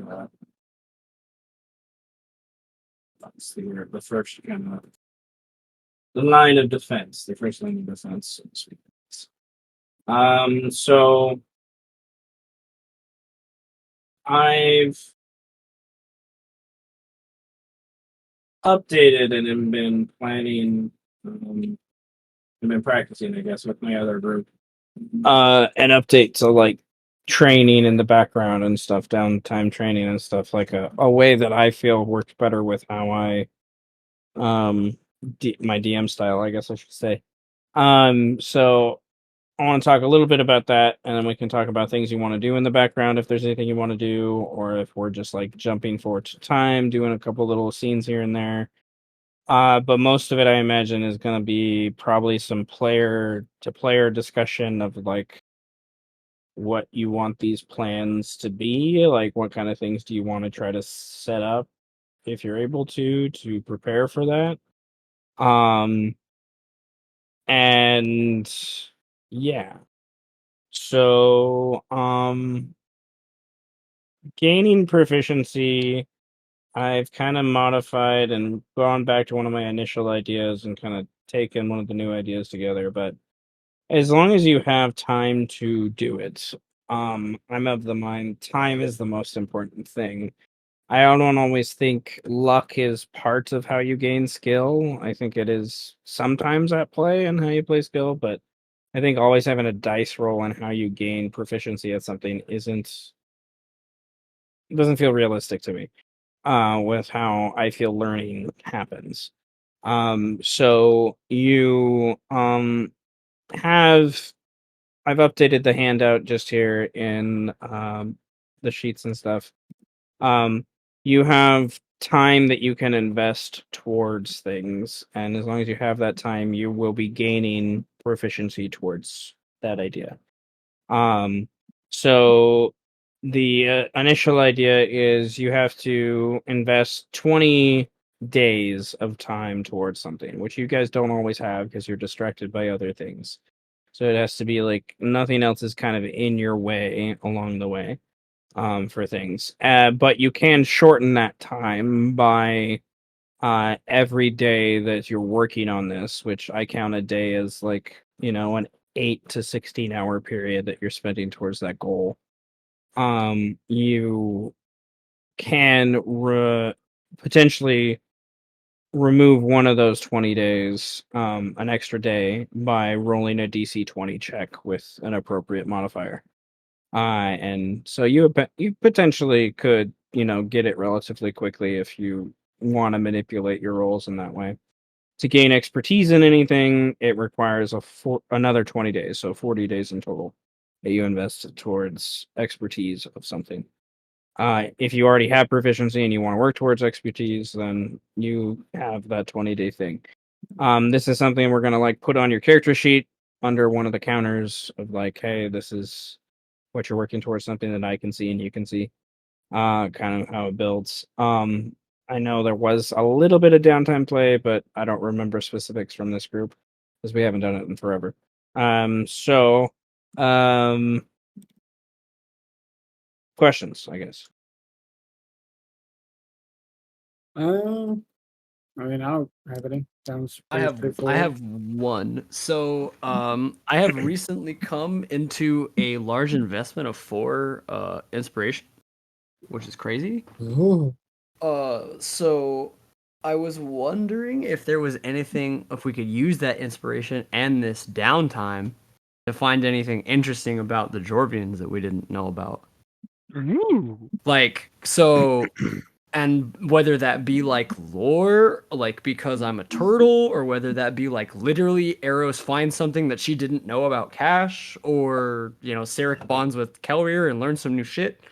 Whatever that be, I will leave that to you. But that, I think, is what Prillo will be helping with, because now that we have 2, and it's such like a big like culture bomb thing for him, he would, I think, know a little bit about it, but also not like just like willing to explore it and just think about like the spiritual significance of it, just like ponder it. Or maybe he says something like offhanded to Eros that just makes Eros think like, oh shit, maybe I should look at this instead of this, or maybe I should like whatever.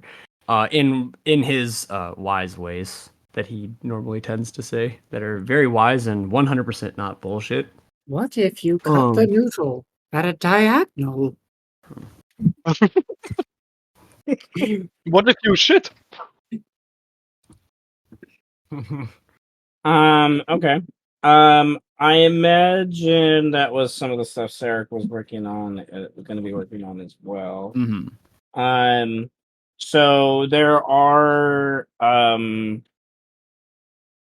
you can look in Dungeon Masters or Xanathar's Guide, and there's examples of other downtime kind of activities and stuff you can work towards. This, generally how I handle something like this is I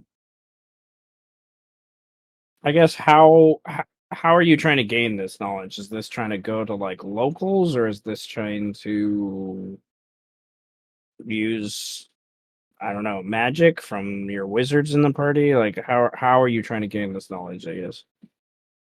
So, see, that's what I was going to ask. I guess everybody that's involved with this, right? Is they're like, because Trillo can't like bond to it. We know that. We know that you have to have like magical capabilities to do that.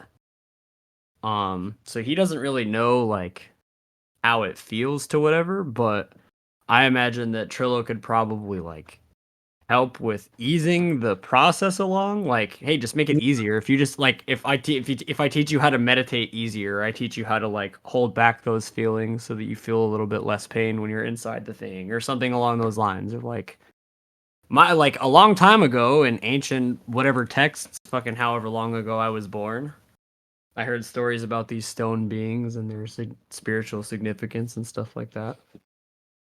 I mean, And I would probably add to that, like, since Cash is a tortoise thing, a rock tortoise thing, it could also be like grooves within the tortoise people aren't just uh random things. Like the grooves could have a bit of meaning to what an individual is even capable of. And that maybe he's noticing that the way he's like maybe he's like looking at it now at this point in time and like the pieces just weren't connecting before, but then it's like wait, the patterns here on Cash, they remind him of oh yeah, something.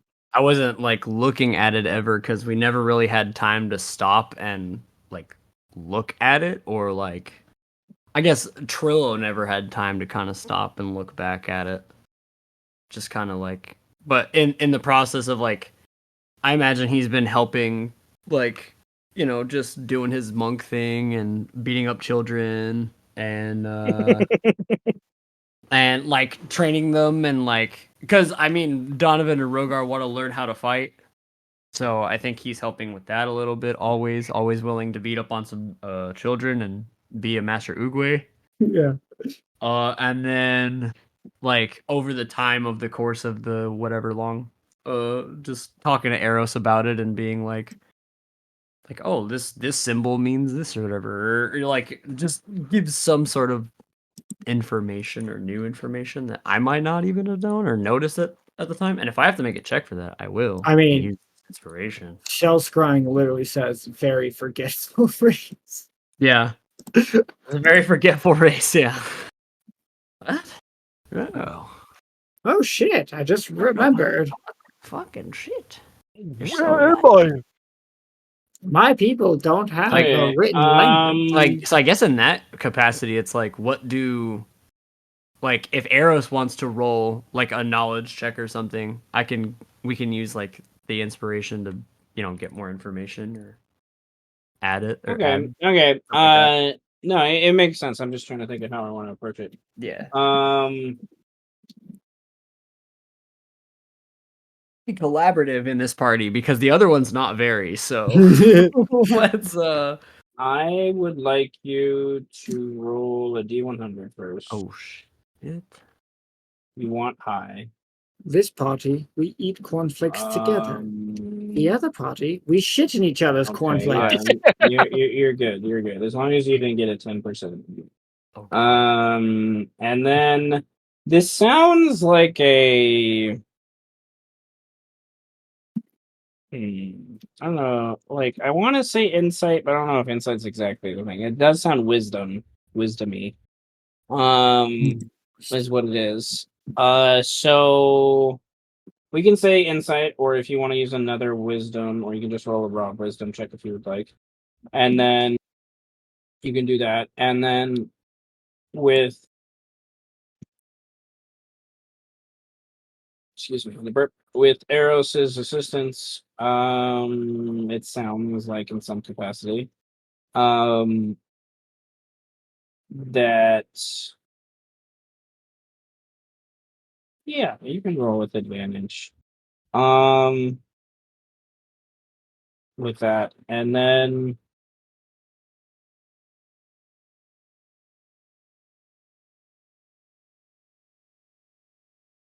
I can imagine that you probably. And I'm sorry, go finish what you're saying. I can imagine that you probably, in this instance, you're looking at Cash, like as you're punching Donovan in the face, you're looking at Cash the entire time, and then your eyes squint very, very, very narrowly, and then you probably say something to Eros like, "Hey, I think I realized something about Cash." Eros perks up and goes, "Huh? What do you mean?" And a bardic inspiration gets thrown your way. Yay. So you can add a d8 to that. I will add a d8 to it because I like big numbers. Big number make I like hard. big Boom. number. Big number make hard. We're D&D players. Of course we like rolling Okay. big numbers. It's rolling naturally. Okay, you rolled high enough to get two things. There's two ways that we can approach this. There's one can be like you can ask two questions, Ooh. and that's something you learn.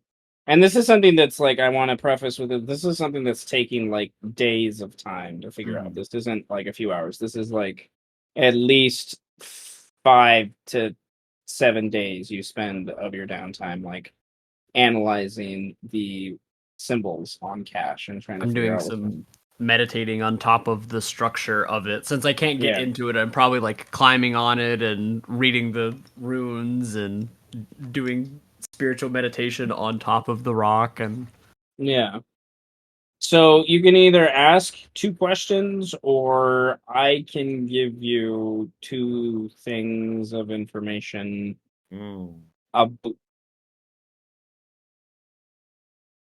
about these things. And those two things I will just like randomly like give you two things. They're just like, hey, these are two things you learned. Damn, dude, I gotta think of some good ass questions. Hold on. And yeah, feel free to like sit down and think about that idea. And the random two things will be based upon similarities or differences that you see between Cash and Kelrir. Okay. Between how they're constructed or whatever it is. Or you can ask the two questions. So think about it. And Think about it.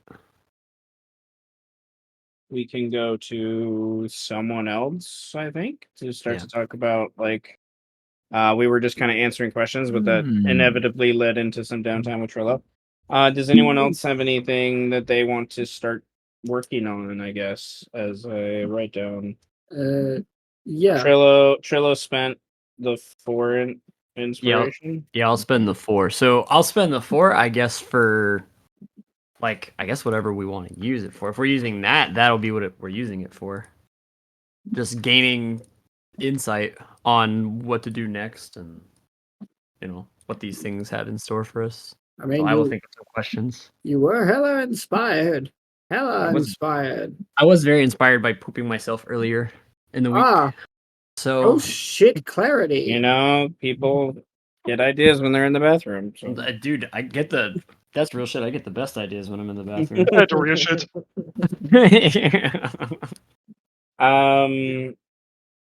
Okay. So I'm gonna say with that clarification that like your inspiration will be like because you're investing time doing this no matter what. Like so you even if you didn't spend inspiration, you'd get something from it. I'm gonna say the inspiration would be like connecting dots. It would help you connect dots to the maybe what the dwarves are planning, or I don't know, or maybe more of how they work, or whatever the case is. So we'll have to come up with these questions. All right. With that idea starting to percolate, does anyone else have any like downtime stuff they want to get kind of established? I guess is the word. I got two things. I want to spend some time with my other draw people, so something with Althea, something with Shadowbutter later. But Let's hear what last ones do first.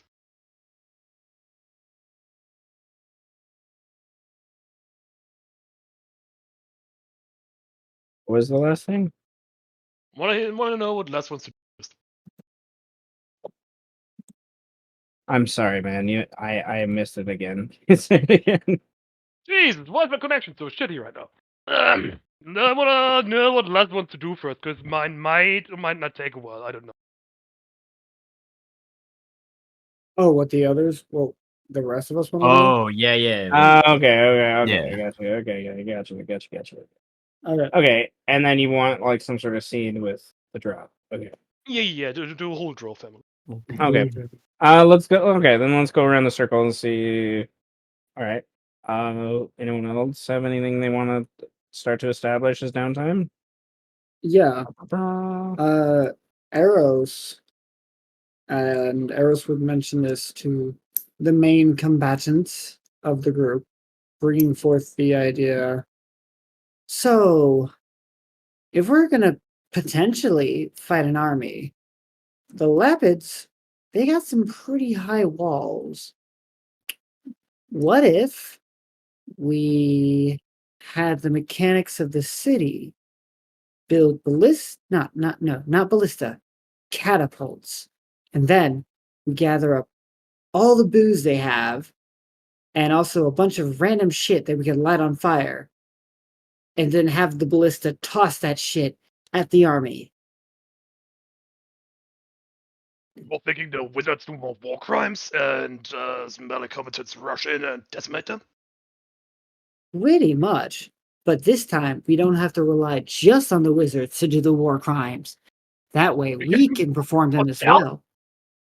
Yes, through Oh. booze, through alcohol. Right, that's pretty explosive, isn't it? Exactly. Also, here's a funny idea. So, Strike didn't teleport to the Animaesus, not the Dragon land, did he? The Dragon Academy, right? I don't think so. No, yeah. Yeah, it was I'm just not sure, actually. I don't know. I don't remember. I 'Cause don't I know- think you did. No. I know I went with you for Yeah, sure. No, well, Lazarus was there. That's right. Oh yeah. Yeah. No, Birdman. Oh, I think Lazarus, it yeah, was was just it. Birdman. I think it was just Birdman, Eros, and Our Alexander. Dragon. Yeah, Strike wasn't there. Yeah. Okay. So then Eros would say, but me and Birdman and that stray that we used to have, we went to this other place. It was just an office for a second, but there were dragons in there, which is really cool. Maybe, Say what? yeah. Maybe they have something that we could use. Why the fuck?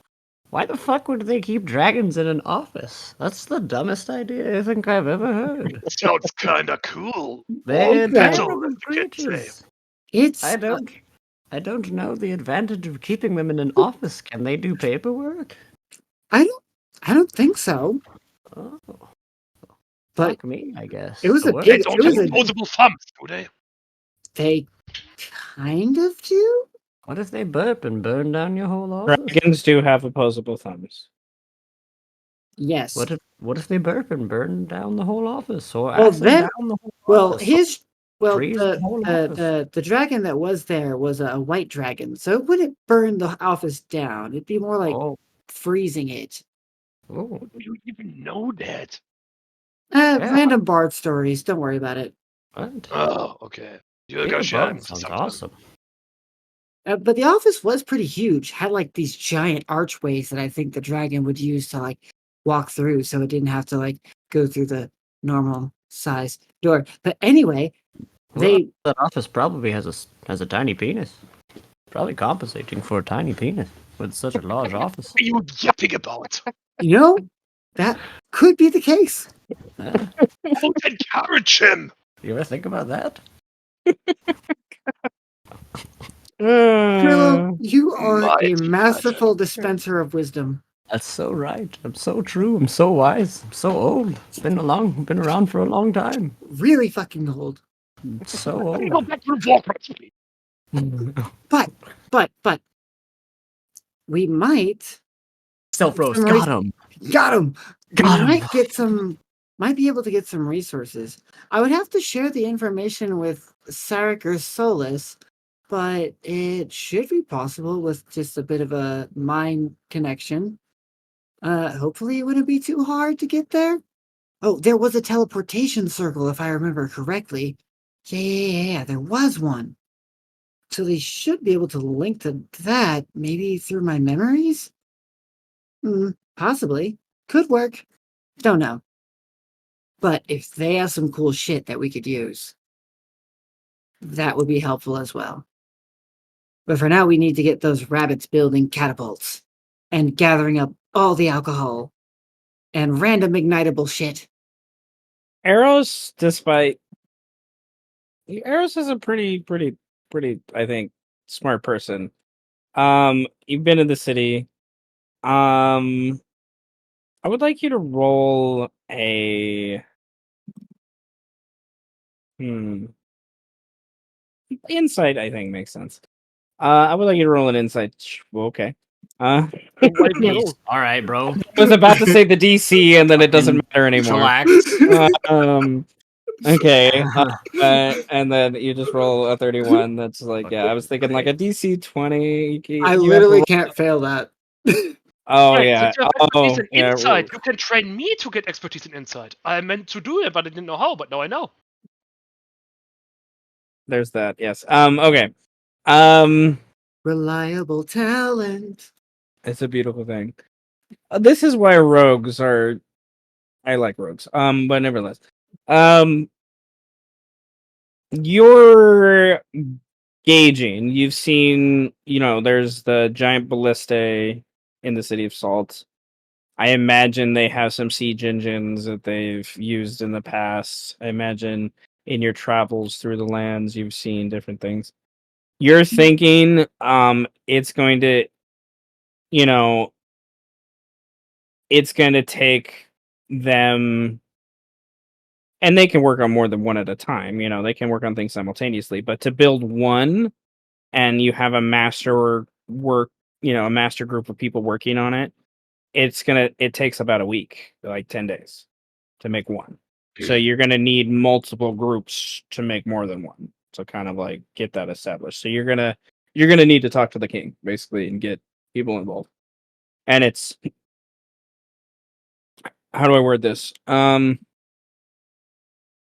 Lapid are not the greatest woodsmiths, wood carvers. So there's that. They live in the grasslands. There's trees to the west and the south that they can access to, but there will be a lot of travel that will need to happen or trade that they will need to do with either the Avis dwarves or the Mustellan within the short amount of time to get enough lumber.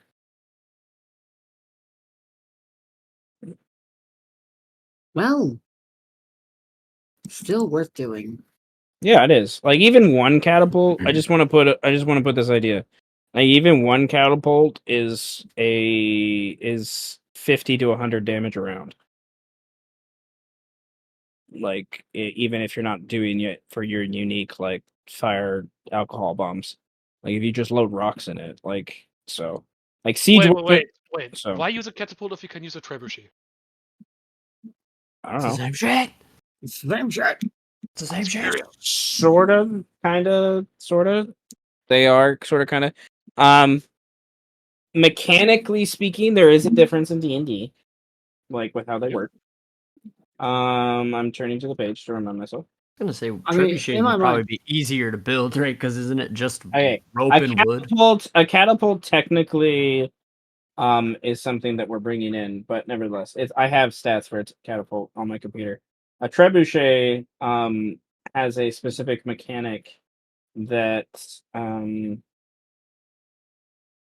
even mangonels have that catapults don't have, which is they usually have a much longer far range that they can go to and their short range is usually much shorter than the average siege engine, and trebuchets can't hit targets within 60 feet of them. Like they can't aim at targets within 60 feet of them. Um, Ah, so they have some sort of downsides. Catapults, they're just big and take a long time to load, kind of thing. Catapults mechanically work as basically just bigger ballistae, which they have better average range. Their range is not as extreme between the differences of short and long range. And they do not trebuchets. A catapult does the same damage as a trebuchet. Because a trebuchet has a little more range for the long range. and strikes a woodworker, so he can definitely come out of. Yeah, well, you could help with the process. I generally use rules for crafting from the Dungeon Master's Guide, where I break down the price of what something would be when it's in completion to kind of like figure out how long it would take to craft it, kind of thing. So the average crafter can craft something, that's 25 to 50, worth 25 to 50 gold in one day, 1 8-hour kind of time period. So okay. Catapults, they're worth about 500 gold to purchase one just outright. You guys would not be able to purchase one and get one here shipped without many uses of teleport to the Dwarven lands to kind of figure that out. So we're just gonna have to build them. Yeah. Which is possible. So Eros begins discussions about that in the background. Okay. While also putting on the table a potential avenue for more magical options with a teleport to the dragon lands, dragon rider lands. Like magical catapult options or like magic items or Just magical, because all she knows yeah, they're is like dragons. Alec was the wizard and he had a bunch of magic shit in his office. And Yeah. that's like, hey, maybe we could ask them for shit. He will never Well, do that so. that that, The du- that makes sense. That feeling when you roll up on the dude who can literally probably just build a catapult by he is a talking to transmutation. magic. Yeah, you are a transmutation wizard, so Just- like that could definitely help with those things. Not to mention that the Dragon Rider Academy is a pretty large group of cities and townships. Like it's the equivalent of like teleporting to there is the equivalent of like going back to the city of Salt and having that same amount of access without having to deal with all the Civil War bullshit. yeah. So it makes sense. It's just getting the teleports to do it. That is something that we'll have to discuss with Nova. I don't imagine that's an issue. With anything. Question: Solus Can is we also bring an option Dragon too. Rider characters into the battle? If you can convince them. Lazarus' whole thing is helping out people who can't help themselves, so he'd definitely be in. I mean, it For depends. the final fight with a Tarrasque or For maybe the the giant. dwarves. For the dwarves, I don't know. It depends. Like, I don't imagine uh if Like, it depends on like who would go with the if it's just like Eros and either Sarek or Solus doing it and no one else. Uh Unless anyone asks like why we're buying all this shit, she's not gonna say why. She's just gonna be like, hey, I want this and this and this and this. Just a bunch of war crime components. And if no one's like, hey, why are you buying all this? Like, she's not gonna give a shit. Like, she's not gonna explain it. If someone else comes along and they start explaining why we're buying all this shit, then maybe that might come up. But I wouldn't promise It it would be from very Eris's situational. end. Very situational.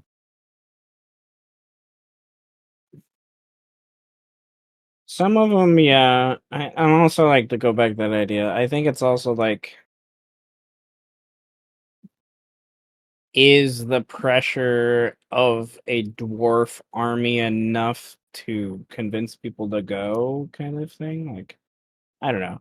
I Like, mean, is the perspective of like a local problem becoming big enough? Like, I I mean, think a dwarven army is different than like a Tarrasque waking up in some ways.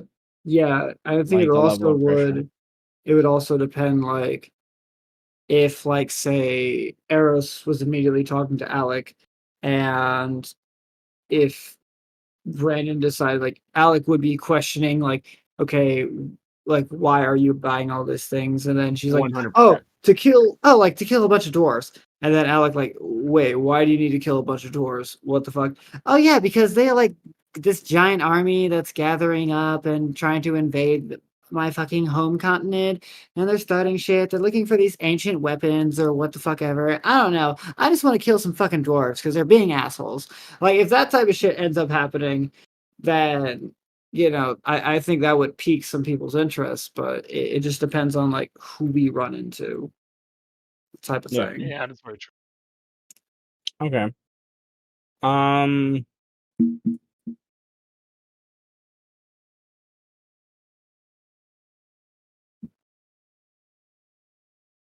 When you have multiple campaigns at level 20, this is what happens, Seth.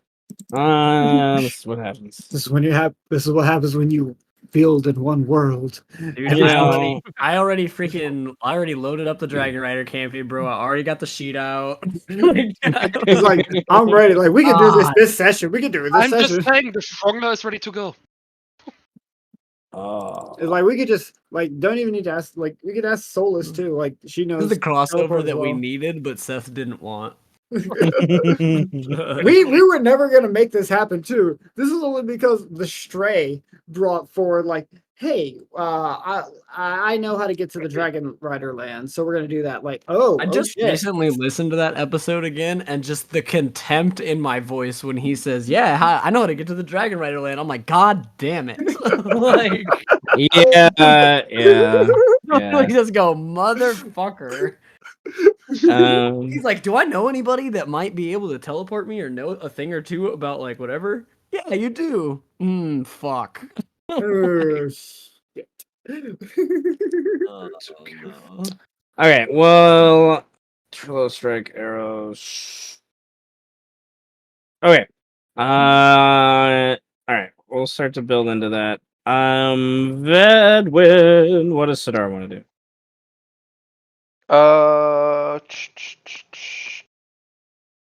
honestly, Sadar doesn't really want to learn anything. He's just kind of chilling, vibing, just like chilling with the family, chilling with Hal. He's just contempt. I guess he's just kind of preparing for the next fight he might have to do. But So no training, no nothing. no, Interesting. there's nothing really he wants to learn. I mean, I could like fucking break the flavor of him not of him learning about doors, but I feel like that would be That'd be a waste. yeah, Okay. it'd be a waste Well, of a good meme. other downtime activities, just to give you some ideas. I'm totally fine with whatever you choose. You do. You could get magic items, make some contacts, craft things, perform some crime, gamble, pit Actually, fight. in their downtime, I think Relaxation will get you various things if you want to do straight relaxation, but it is a viable downtime. Religious service, research, selling things, training things. Or you could just get a job. Good job, motherfucker. Jump the bump. Imagine trying to get a job, but you don't understand doors. Sadar just is like, your training is you just filling out a bunch of applications, like, just like, yeah, have to figure out a resume. That's funny. So yeah. Anything come to mind? Ladara's gonna write a resume.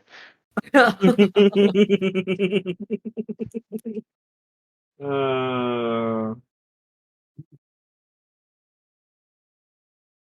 He just has like a piece of like dwarf skin. He's like skinned off, and he's just like has like a He gets like it sharpens a stick and puts in the coals of the fire to like char it.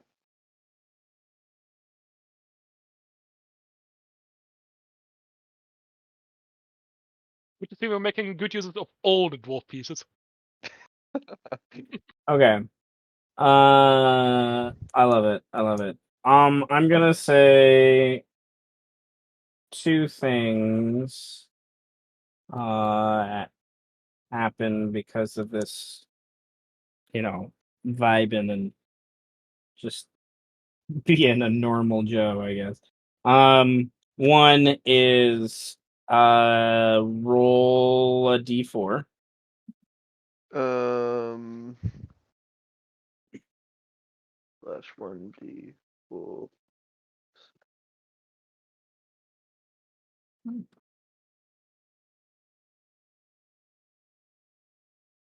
All right. You Two. gain. You gain 6 sanity Holy during your shit! My downtime. God. Bro. Not being That's a lot. distracted by any of the stress, just vibing out, just having a chill time, enjoying your time. Okay.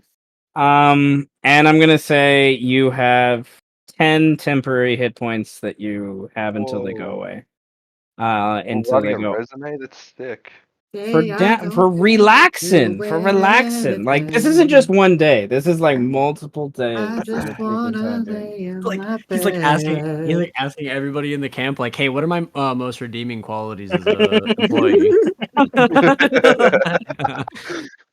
Eris would totally be the person that would be like, you can't even go through doors. No job would ever hire you. Well, but Yeah, yeah, but there's like stalls out, like there's jobs without like doors, right? Not really. I mean, unless you want to go work on a farm, but even then, there are barn doors that you would have to open. well, barn doors you could just push open, right? He doesn't know how push doors work either. Oh fuck, you're screwed, buddy. I mean, at best, you can be a bounty hunter as long as you're okay with, Oh, Oh no. But bounty boards are also like, well, there can be outdoor bounty boards. That's fucking can sick. can I skin and eat people that I find in the bounties? As long as it's dead or alive. Yes. If it's just needs to be taken in alive, then no. Well, what I mean, how alive are we talking here? Alive enough to communicate. I can do that. I You're gonna mean, chop off their feet, aren't you? Hal is. I'm mostly gonna chop off their toes, and I'm gonna eat some, and then Hal's gonna eat some. It's gonna be a good time. Okay, whatever. But hopefully your bounties aren't inside. I mean, you could always wait for them outside as an ambush, but I can use the doors against them. I don't think that would be possible. No.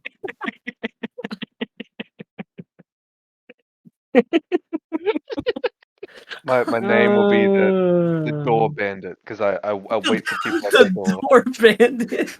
Giant door Hell shield. yeah, dude. I have The, my doubts Alright. about that, but the okay, birth of the sure. door bandit. Sadar, That should better come up again. Sadar, I get an swear. inspiration point. Door bandit. That's great. And also I for wait just for people. choosing a mundane thing to spend your time with. I love it. I just imagine like there's just some guy like cowering in like the in like a little outhouse, and Sadar can't go in. And he's like, and the dude's like laughing at him because he knows he can't like get inside this outhouse because he's like shit with doors. And he's like, Hal, get him, eat him. This is where Hal's just like has this fuck this shit arc and just breaks every door. Oh, that's true.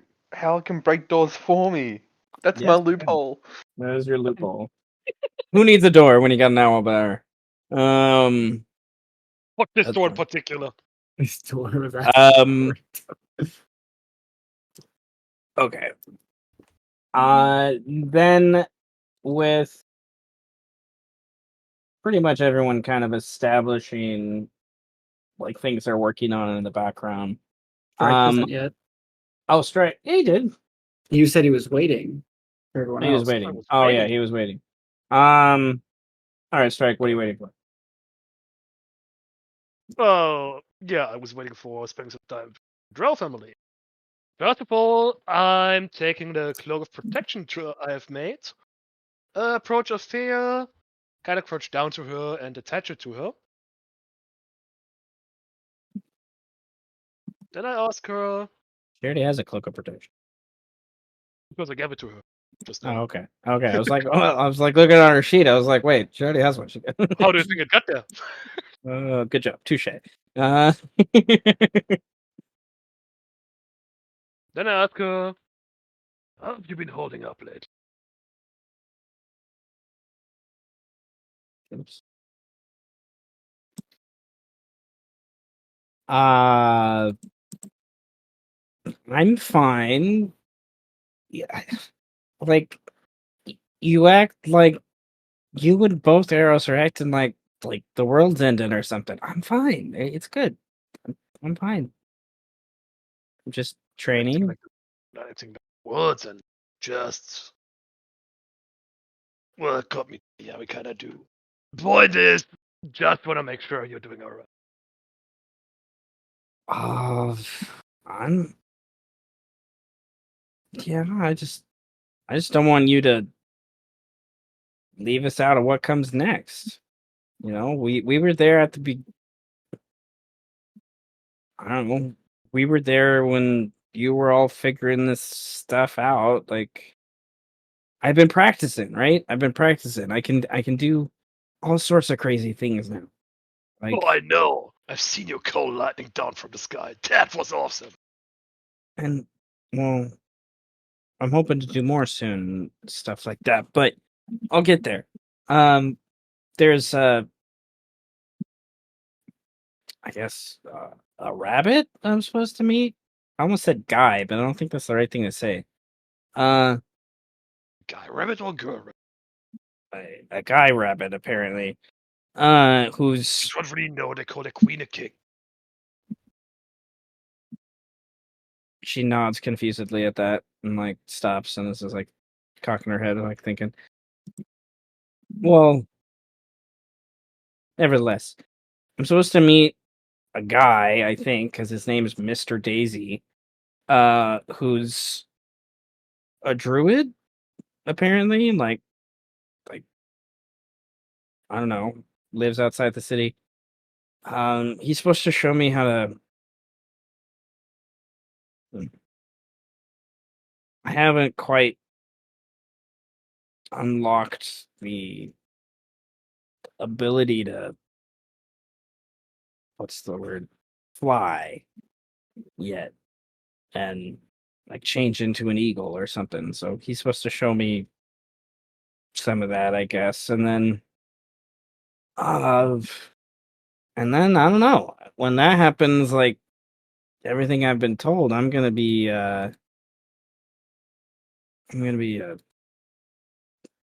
all sorts of stuff. What do they call it? The tree stride stuff. I can do some of that soon. You're gonna have to explain that one to your old man. Basically, you go knock on a tree and you can step through it, and it teleports you across the world. She shrugs, like just as surprised as you are. Come again? Exactly.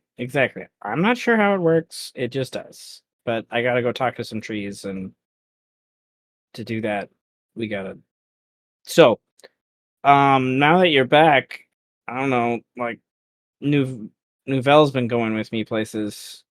You want to go with me to meet Mr. Daisy? And she says Mr. like not sure if she's gonna meet a Mr. now with what you said. Sure. I'd love to come along. Let's go right now. Okay, yeah, I was, yeah, sure. She gathers her little bag and stuffs her stuff in and throws it over her shoulder and I'm over at let's get Shuttle Butter to come along. Okay. Yeah, if you didn't ask her, Eros would have like noticing you guys walk off would have pushed Shallow Butter to follow you. Yeah. Drag goes up to Shadow Butter. Says, "Hey, Alfir and I are gonna meet your new druid teacher. Do you want to come along?"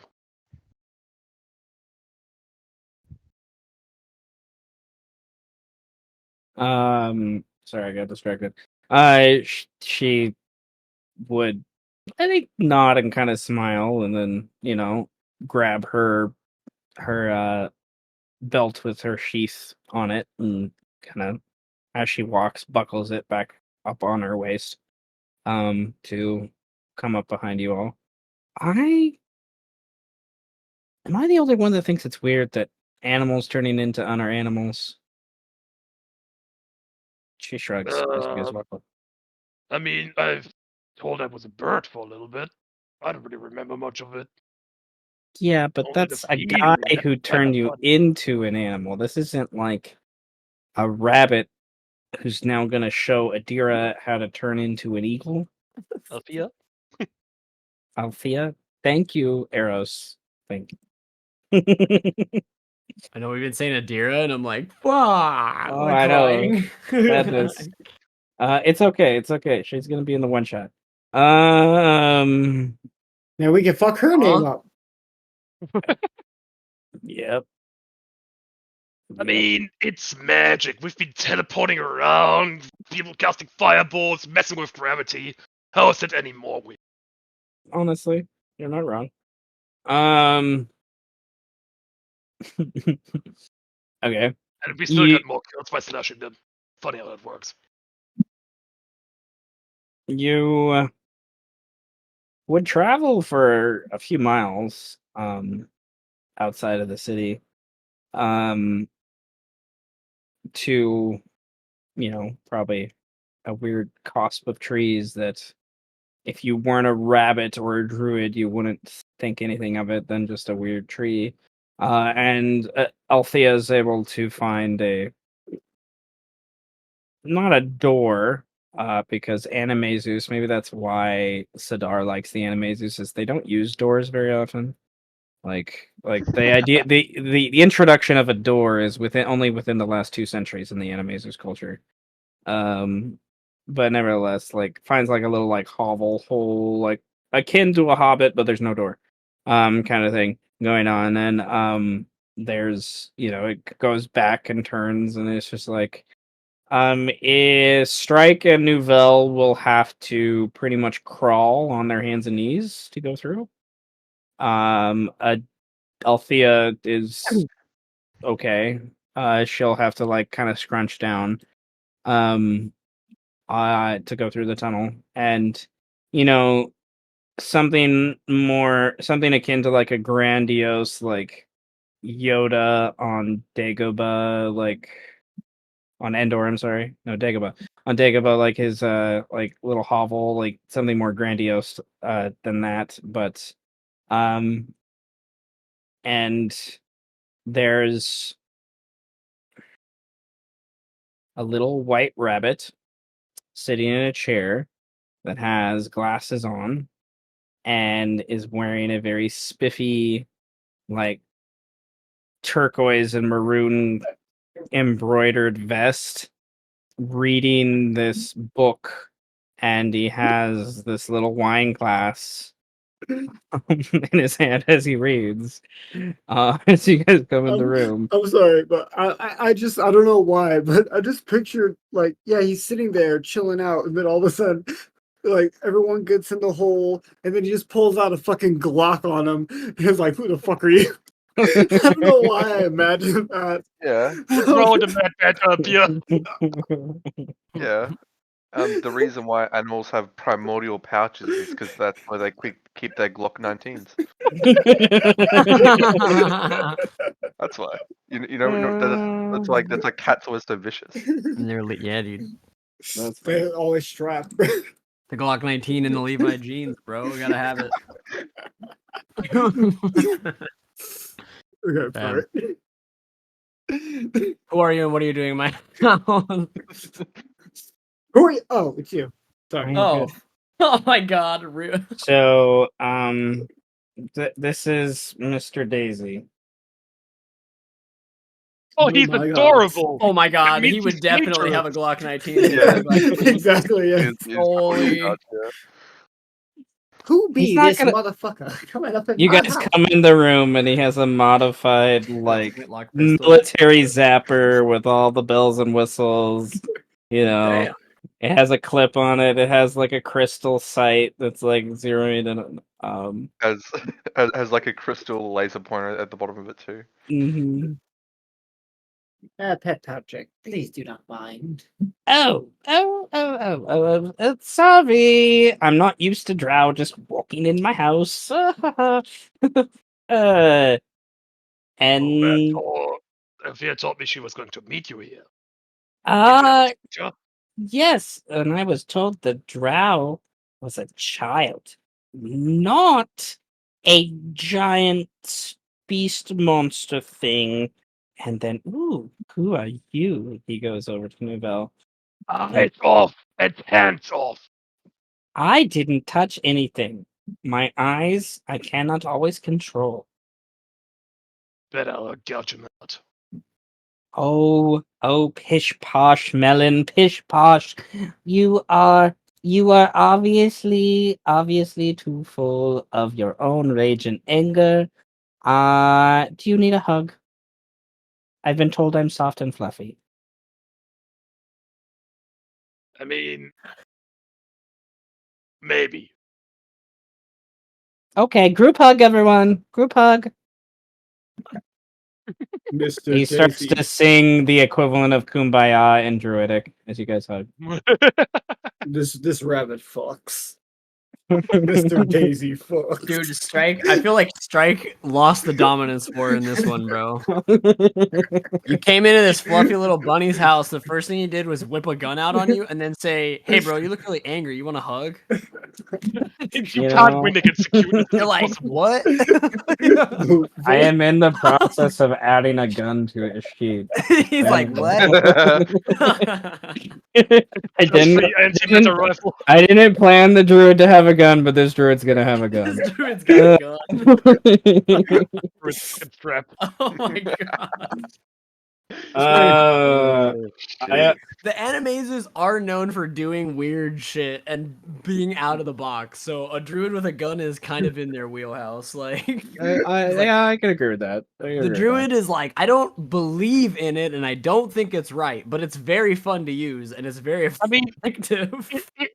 it's not more weird than a badger housing a primordial beast god. Said, I don't know how I feel about this. It feels like heresy, and I feel like my gods are very angry every time I use it, but boy, does it get the job done. Now we need just an army of a fucking militia of druids running up on Claude Row with AR-15s. That's how we really win wanna- back Cloud in a row. I didn't know this. Okay. Oh, There's a bunch of druids with AR-15s just charging my Rambo God. style.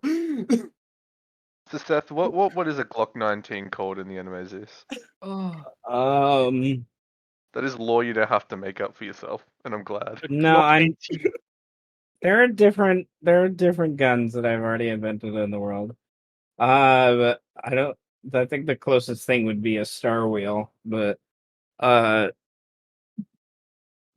a gun. nevertheless, you do. Wait, don't replies. It doesn't get rage, unfortunately. I know. But it does do other things. It's a very angry I gun. wanted it to. Yeah. It's Okay. a very angry gun. I have It my is an bolt angry action gun. sniper rifle that doesn't work. I was. Oh, that's interesting. I was debating about like a magical like shotgun equivalent gun that like only barbarians can use. Speaking of magic stuff, at this point, did Solos finish the They just put it on a Tarrasque? glove. That'd be kind of rad. Okay. Did Solus finish the what? The Tarrasque sword. The Tarrasque what? The Tarrasque sword. It's making one. Sword. Oh, I forgot about that. I'm gonna be honest. I kind of figured. I would forget too. Yeah. Solus, hasn't been in game in a while. In and of itself, but potentially yes. Okay. So, you get a hug from Mr. Daisy, and Althea and Nubel, and you guys break away from the hug, and it's like, good, everyone feels better. I'm gonna make some tea, and we're gonna talk about your goals, Althea. And I'm glad your parents are here. I didn't expect your dad to be an Animaesus, though. To be honest. It's a long story. And this is your mom. What's your mom's name? And Althea's like, no, that's not my mom. Oh, well, silly for me to assume that the drow who accompanied you would be your mom. That's our auntie, kind of. We're kind of big. It's one big family. It's a Oh, okay. So you're kind of like the. I don't know what you're kind of like. I don't know the word. That's cool. That's cool. All right, let's get some tea. He hippity hops, hippity hops, hippity hops. Make some tea. This rabbit fucks, man. It's way too cute. This rabbit is great. All right, He's a mass guys. murderer. You guys are just giving him too much credit. He is, bro, for sure a mass murderer. I'm not gonna tell you his he is. He is. He keeps corpses somewhere. This freaking decorated war vet. He doesn't have skeletons in his closet. He hangs them out in the garden as a warning. Well, Lust and Brandon know what this means. Like, he is a modern day walker, like, in and of itself. Oh and my god. and he's already well experienced. Like, he has 8th level spells, so He's like in hiding. basically. God. So he's not an arc druid level. Not quite. Like, he's about the same level as. So.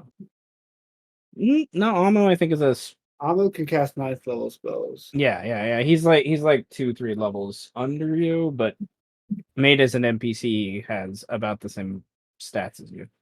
But not as many spells. Nevertheless. His ability to shape change is unique. So that's why he's here. Well, Althea is here. So you have tea. I imagine there's some brief conversation. But more murderous. He turns into just a bigger rabbit that's more angry. Monty Python Reddit. But he's gonna help her unlock the access to basically 8th level wild shape that gives you access to flying creatures. And then he's going to help her start to understand the steps for 4th level spells and above that try to make those connections. So what does Shallow Butter and Strike want to do while the 2 druids obviously start talking in a language neither of you understand?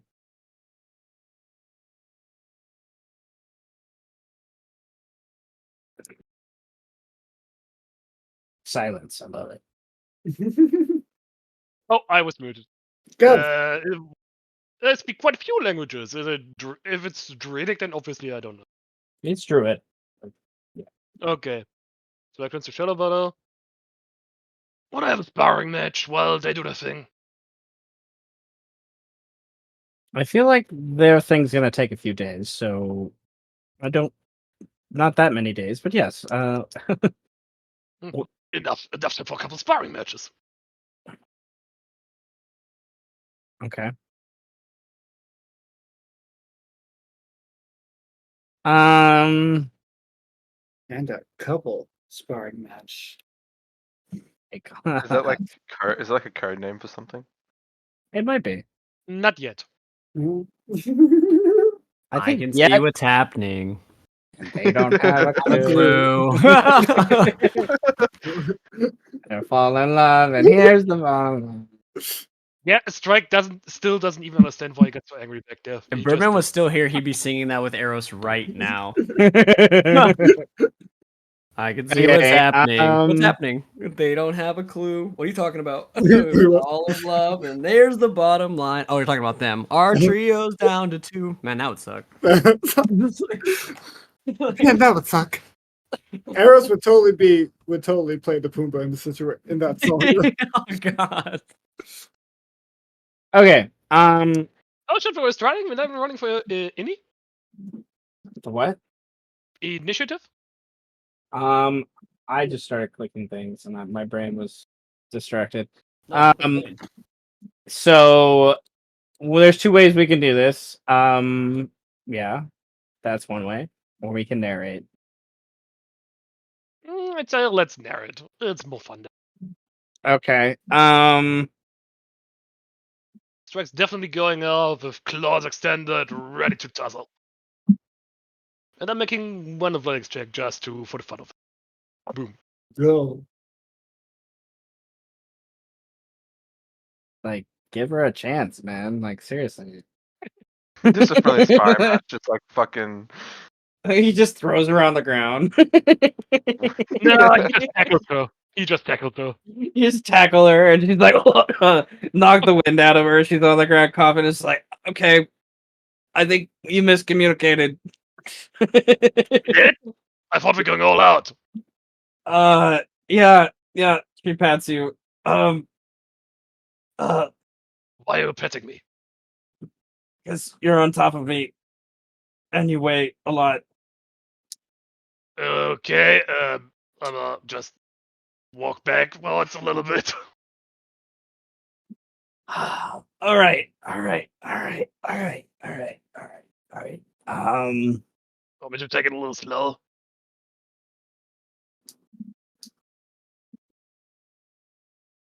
She kind of grins at you, but refuses to, honor that with an actual answer, for her pride, if anything else. And she will. Thinking about things. There's certain things I probably should have upgraded on her sheet, but nevertheless.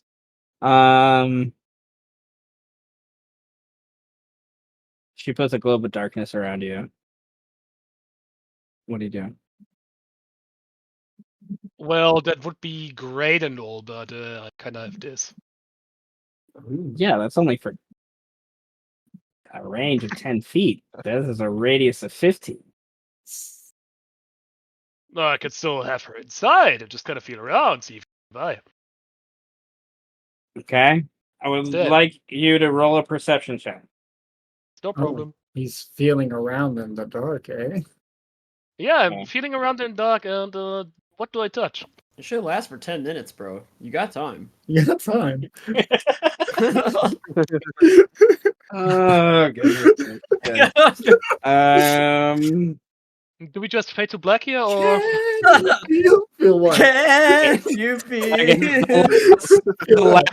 The last thing I want to narrate before we fade to black Yes. what's happening? is you find you touch her hand as she grabs your hand, and then for whatever reason you feel that around the ground is her armor, and we fade to black.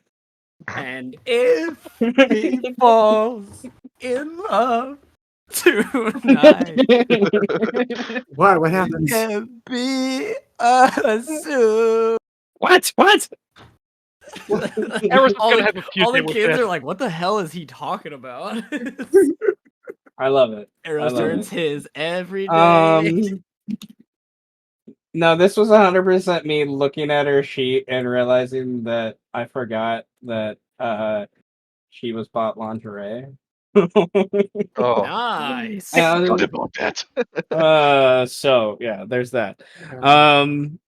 So I imagine like this is above like away from the trees, away from where Althea is going Wait, to like. wait. Where did she get lingerie from? I know Strike bought her a dress, but not this. Arrows, who the fuck you think? I was like, Oh, I come told you. on. Question: Who do you of That anyone was in the months ago, wasn't party? it? I Of told anyone you. in the party? Yeah. I think that this would look really good on you. You should wear it for sure. And she Wasn't saw me. you flirting with Fedrina. So come on. Nothing. Well- She doesn't know that. Never said it looked that way. your drow love Exactly. square is waiting for you. You're it just reminds me of 2 years ago. I had this really weird kid in one of my classes, and we were reading Midsummer Night's Dream, and I was commenting that it's like it is a love square, and he's like, "No, Mr. Love, it's a love dog," and I'm like, "What?" What It's a the love fuck? dog. He drew this picture of like how like the love is so complicated that he like a constellation in the sky made it look like a dog. The fuck, bro? And my brain just broke and I just fell on the ground laughing and I was just like, Connor, I love you. Dude, I feel like we were all about to roast that kid, but he's a fucking genius, apparently. Apparently. He saw the things. He saw Dude, the he threats. fucking Like saw. he explained it too, and he like drew it on the board, and all of us at the end were just like, "Dude, you think too much about everything." Bro, what? I don't even know what the love square is yet. Can somebody please start from zero and explain? No. Oh, the love square? Yeah, dude, your drow love square. You've got Shallow Butter, who's a drow. You've got Fedrina, which is a drow, and now you have Sidar, who's a drow. Oh, that's I thought that was just obvious. Duh.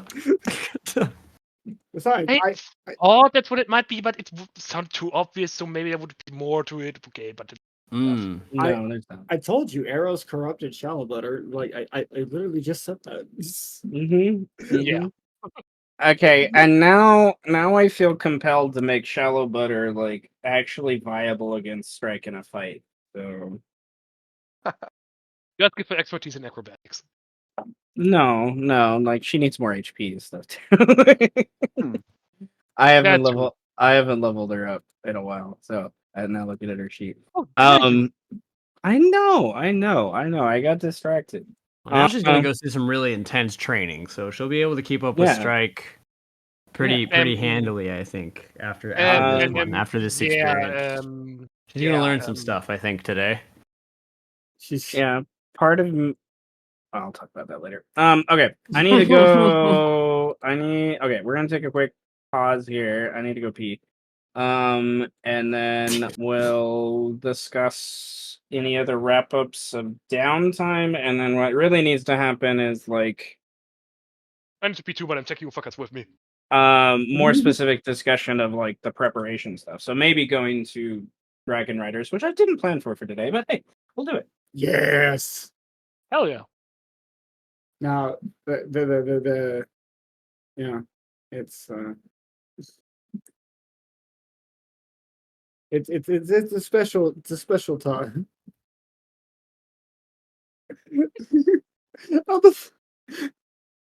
I'm just like, yo, dude, like, where did she get the lingerie from? Like, really, really? It was months ago, alright? It was months ago. But Literally. here's the thing. It's not about how long it's been.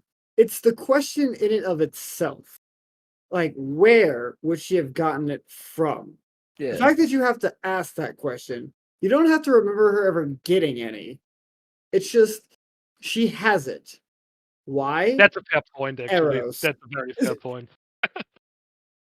You don't even need to remember it happening. You just have to go, wait, she has lingerie? Well, arrows. Yeah, so I can see that.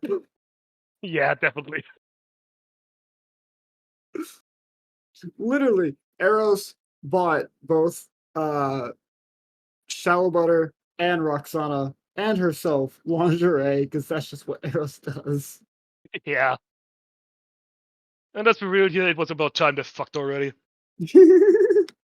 I could almost smell the sexual tension. I'm just waiting to what Arrows will say when she learns about it.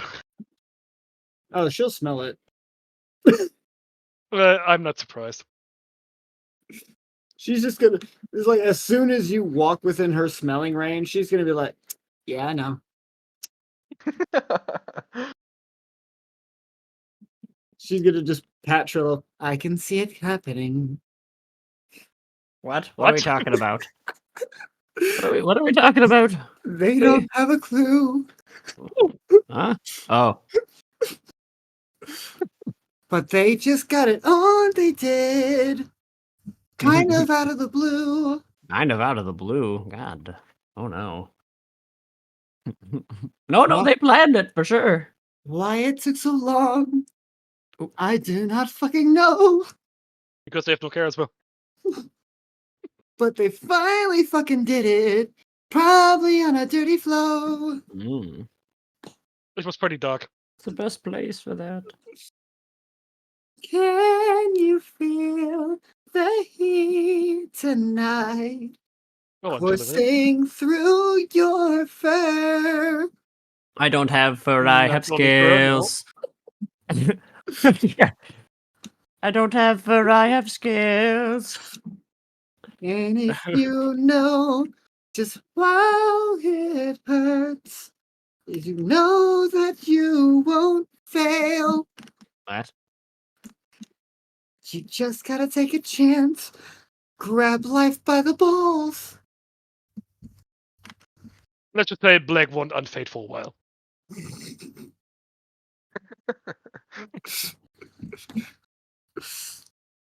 You never know what happens until you make them crawl. Up against the table, up against the wall. Huh. It's now not just a fable. It's true most of all. I'm getting ideas. Can you feel the love tonight? Oh yeah. You know, your singing is extremely distracting. While I'm trying to read these runes on this thing. Oh, It's a very good song. It's just oh, sorry. I'll do something less distracting. what? We're no strangers to love. You know the rules. Or just And play, so play do I. Man, this shit is ridiculous. Just put on something old school. I can't deal with this new age music shit. These fucking kids coming up with shit that doesn't even make any sense. Confusion will be Dude's my talking about epitaph. falling in love. I've been here for 700 years. You ever think I've been in love before? This shit it's ridiculous.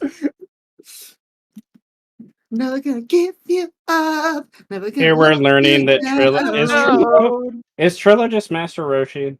Yeah, dude. Oh my god. Do you think I've ever been in love? I Love is mean, for fools. Love is for Master- idiots. Master Roshi is a master of the turtle wave, after all. Yeah. The turtle school. With technique that took him I'm just 5, wearing a 15 fucking years to Hawaiian develop. shirt the whole time.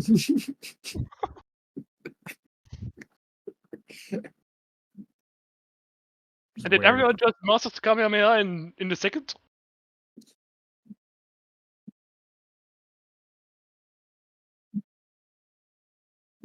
What?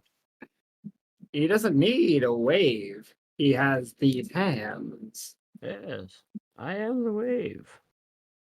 Now, watch as I wave my fist in your face, bitch.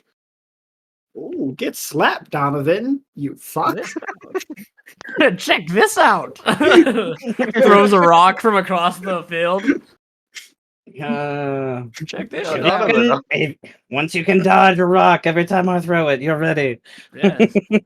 Now, Donovan, I'm gonna show you a secret move. Look over there. Just fucking king hit him. Yeah. I'm going to show you the most needed move in all of combat. Holy shit, what is that? I think Donovan deserves a sanity roll for, for God. this. If you can dodge a rock, you can dodge a boulder.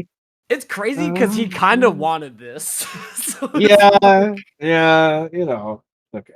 oh, you want to Um, learn how to fight, huh? Okay, come at me, you little shit. I'll fuck you up. something that I think on accident makes me kind of happy, and simple things. Donovan and Rogar have the exact same HP. Oh. And it's just like, I don't know. Yeah. Rogar have more constitution too. Yeah, it was just the way the rolls work the last level. Um, Man, they rolled well. I just realized. no, Straight up shot him with the stick. Okay, well, various things kind of happening in the background. Some build of some downtime. Um, a little bit. Trillo doing some research. Yeah. Eros trying to get contacts with some faraway friends. Vedwin filling out a resume for some position. We don't know what it is for. We have no fucking idea. He's just Nothing writing on us. involving doors. Uh, Maybe revolving doors. I want this to be like Sidar's end game. It's just all of a sudden Yeah. he has a job somewhere and everyone's like, "How'd you get this job?" And it's just like, "I filled out that resume, remember?" Mhm. And he's like Um, working for some king or queen, like doing something weird. He's an accountant. yeah. uh, It's don't have doors. That's some like really, really complicated like fucking like role. I love it. And Strike is Getting spending jiggy time, with it. Having a spending good time. time with family and friends. Um, Some real quality time. yeah. So before we, I guess, layer on that a little bit more, I want to go back to Trillo. Have ideas come of anything you're specifically wanting to research? Oh yeah. So one of the questions that I have is Cash like is it like a living being or is it just like a weapon? Like why was he made? Like does he have a purpose? Like what's the like I guess like I would know the purpose, right? He's here to fucking walk around the earth or whatever, but like is he like a living being or is he just like a weapon? Like is he kind of just like only useful if we get in him and fight stuff with him? Or can he like communicate with us and They like talk to us and be a homie? um I guess Trillo would understand loosely through Eros that their communication only really happens with the one they're bound to without the use of magic to kind of invoke that capability, I guess. Or Um are they alive? is he sentient, I guess is a good Are question. they sentient? Yes. Quasi yes. Mhm. Quasi yes. Like it's like because you brought up something specific with your question is why I say quasi. Mhm. Um they are incapable of engaging physically with the world without a pilot. Mm, okay. Like he cannot move or speak, not in the physical way. Like if you bring in like the ethereal plane or metaphysics, you as a monk would question like some of that, just because there is an essence, there is a spirit that is cash. Like you know it, you can feel it. And you would know from previous conversations that the one that's in the tested line lands, your people believe is alive, like this construct. Uh, Mm. so, but sentience is a questionable thing because they cannot act upon their own volition, So and they it's cannot speak or claim things without the assistance of someone else. And Eros would even know in some capacity. Cash has never really asked anything specific of her. He's kind of it leans more towards that feeling of a weapon, like that they are a tool. Their purpose is ancient. It is something that is designed to I don't know the way it exactly phrases. as a monk, you believe ki energy, right? Mm-hmm. Like, and all energy in a very Buddhist kind of perspective, right? All energy is transferable in a way. Like no energy is constant. There's always movement happening in those things. Cash and the other primordials, yeah, I say other because you have another one now with you. They are things that transfer energy, is what their purpose is. Large quantities of energy. They're designed to absorb it in a way. The Testadine believed that the one to the south and this one that used to be owned by the Testadine before the City of Salt was a thing, um, that they gathered energy over a long period of time, like a tortoise would basking in the sun. Like they would eventually gather enough to do whatever they do. But you can see through what Eros has done to him, the energy that was given to him was from Eros. That's what sparked him. Like, so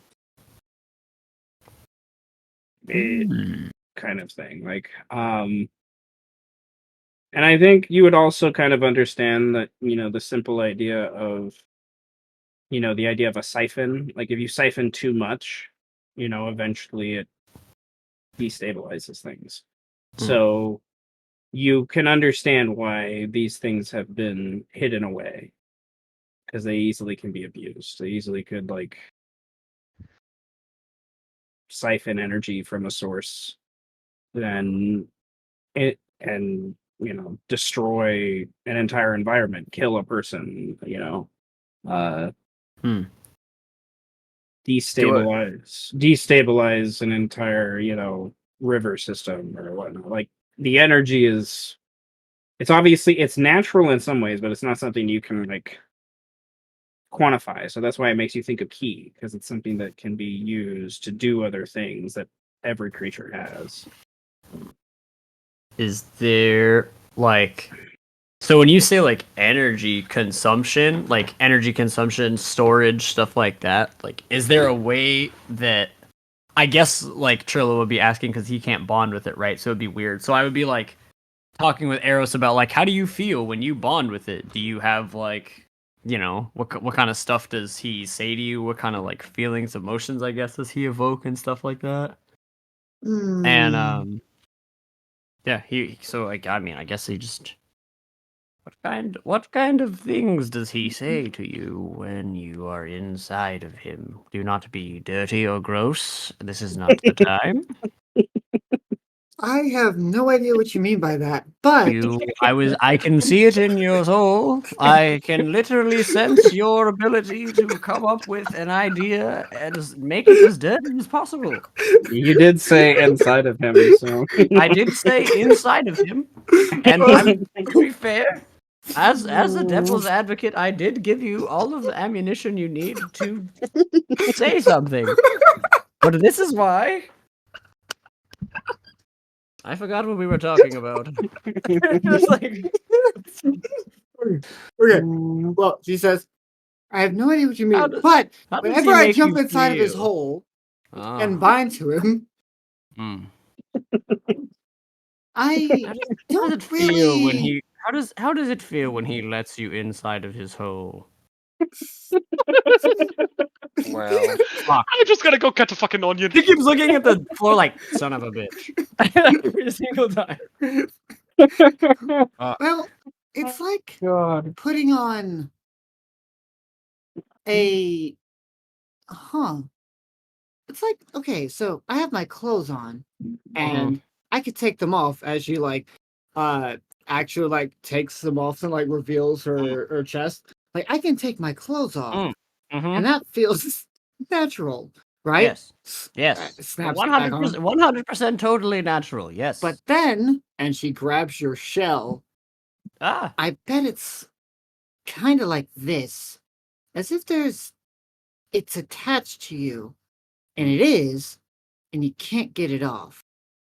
That's kind of how it feels. But talking to him It's more like vague sensations. Not really anything entirely coherent.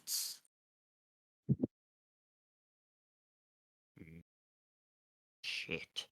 And then he goes back to like meditating. I guess the Actually. other question is like, is there a way to like transfer the energy? Like, how do you use it? I guess Trillo just wants to know how it works without like, I guess like knowing how it works, right? It's hard to kind of explain from Eros' perspective because she can't really Okay. like. Well, Well, Well, she could show me with her mind how it feels, but yeah. I think it's like how do you release the energy Eros once you did get it? I guess. Eros did start to understand some of this. Like this is She a would long time ago, but like out of game. Like Eros, there was a fight you guys did in Eros with the Knolls, and I think Eros was trying to like literally, commune with the bodies to like take energy from them, kind of yeah, like thing. And she was literally, partially successful.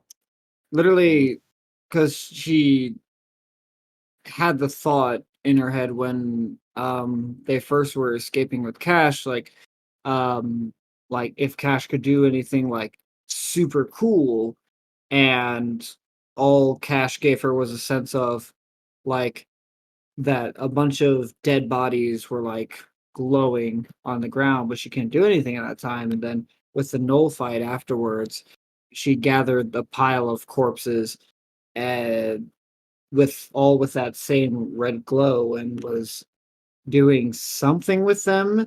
And then she fired off a explosion, but then when she tried to do it again during a fight with the Cyclopses, it didn't work. So she kind of has This an would idea there. explain the transferring of the energies. Now, I know that you are a bard and you are not aware of how the world works except in the form of words. But everything is physically spiritual. That's like a Bilbo compliment. That sounds stupid, but like Arrows he's like Arrows is going to like squint her eyes at that and it's going to like just shoot a psychic dart into you. you, bro. That Just doesn't hit. Nah, dog, that doesn't even hit me. Fuck you. I was like, You probably have an SE of like 25. uh-huh. Like, I blame this shit right here. He just kind of like stares at you like, what? just like I know how energy works to an extent, yes. Okay.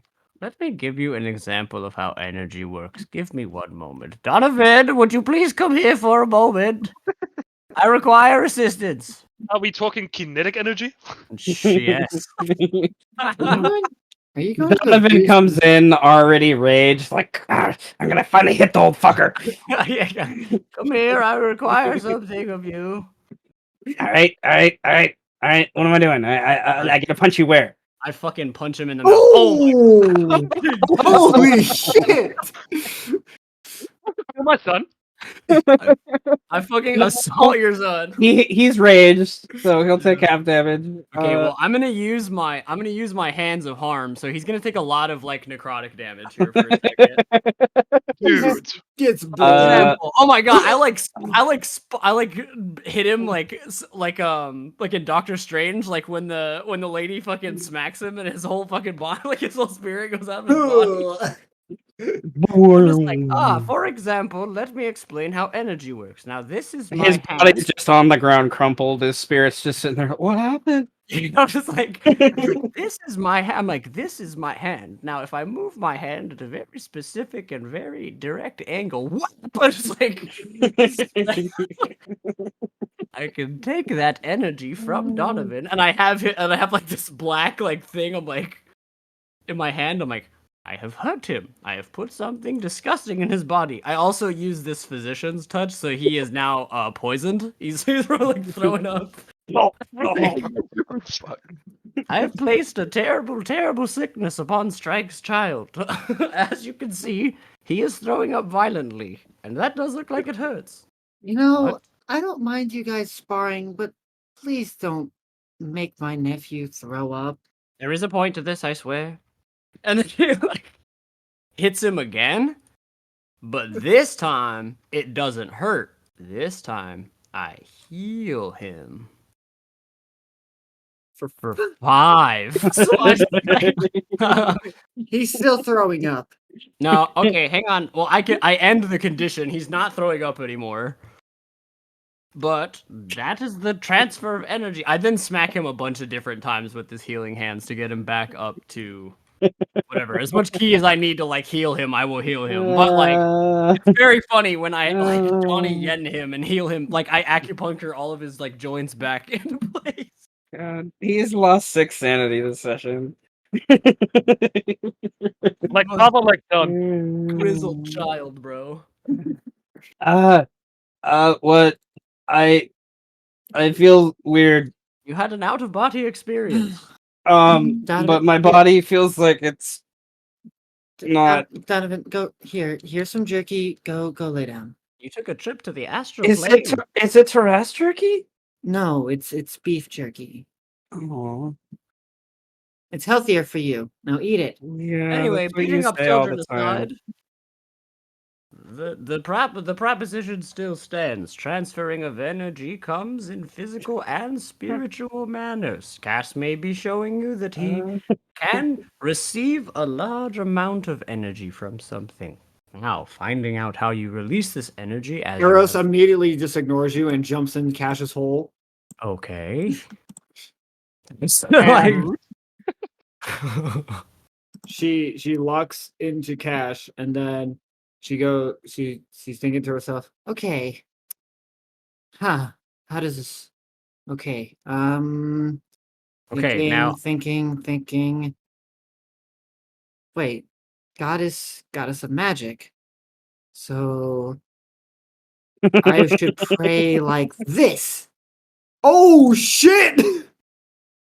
oh shit! I You don't get a even know net what with you're Arcana? doing. And she's trying, like Mishra mentioned, With the Arcana, the okay. weave, and weave isn't technically religious. So Eros is trying to use her arcana knowledge to properly communicate with Mishra in order to try and see if she could get the weave itself to flow into Cash.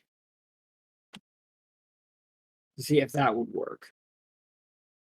I think what becomes abundantly clear as you expend magic equivalent to like a cantrip right now, and slowly start to build up. I don't want you to do that just yet. It becomes quite clear with that nat 20, to be sure, that the weave can empower Cash, but there needs to be a physical conduit on the material plane that is willing to be extinguished in order for it to remain permanent. The reason why, and you think this insight is coming directly, like maybe Mistra is like just opening your mind to this idea or whatnot. Like when you had that view of the dead bodies, their soul still had a conduit, still had a beacon or an anchor, if you will, in the material plane that allowed you to kind of feed off that essence a little bit and kind of start to build that slowly. And that's like one of the weakest ways you think you could build it. Like your brain is literally connecting to the idea that you need something magical that's to be sacrificed, and you don't know how exactly, like you can't think of how it is done, but you know Cash knows how it's done. And then the 33 also gets you to the idea of the thing Sarek stole with the help of his undead and whatnot from the dwarves while you guys were trying to escape from the dragons. He stole these ruby in plates that were laid on the ground that the dwarves were using in some way connection to Cash's equivalent. You think the dwarves have found a way, and you've heard of things like Pearl of Power and gems that can hold magic within them for a longer period of time, and then you can use it and stuff like that. You No, think they that's why the dwarves killed all the aspirants? say Pretty much. again?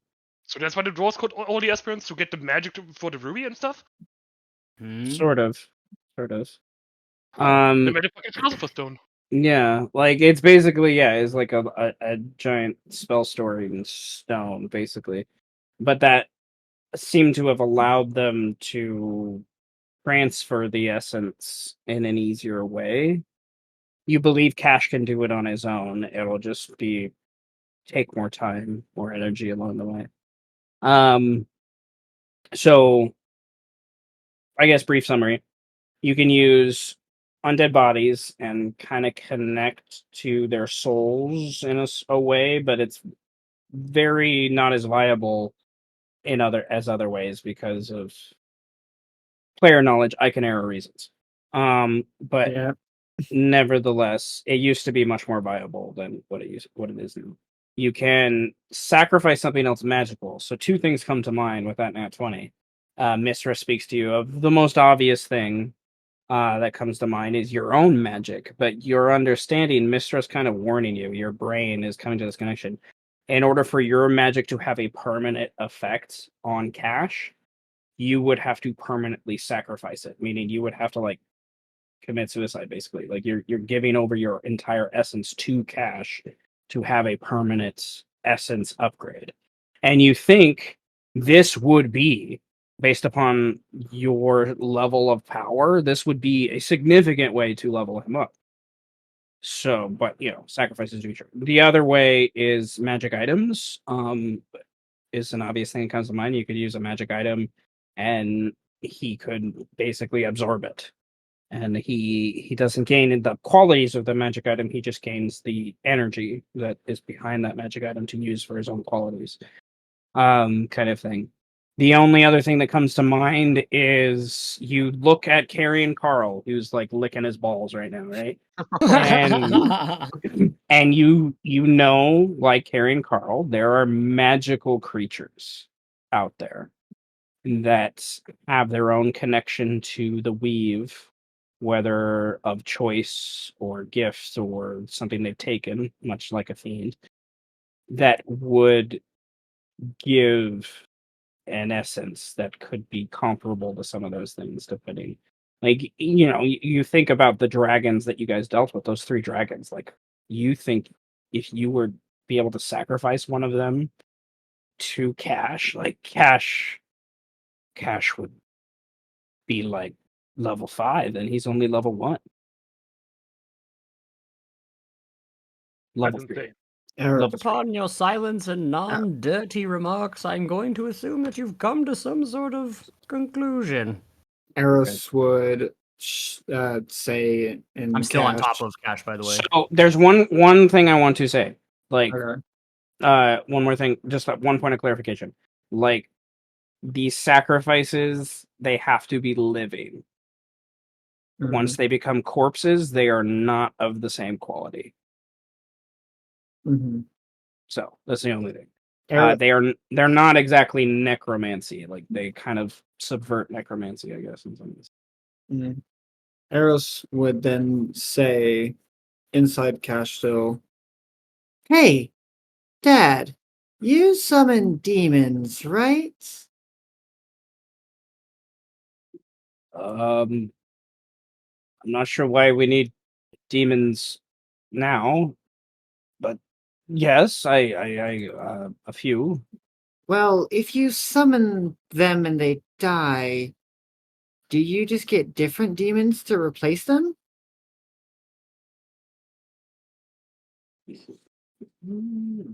Or is this more of a contract with one in particular? Like you have a contract with the 4 Daves, or is it just you happen to summon the 4 Daves? But if one of the 4 Daves die, then you get someone who's not one of the 4 Daves.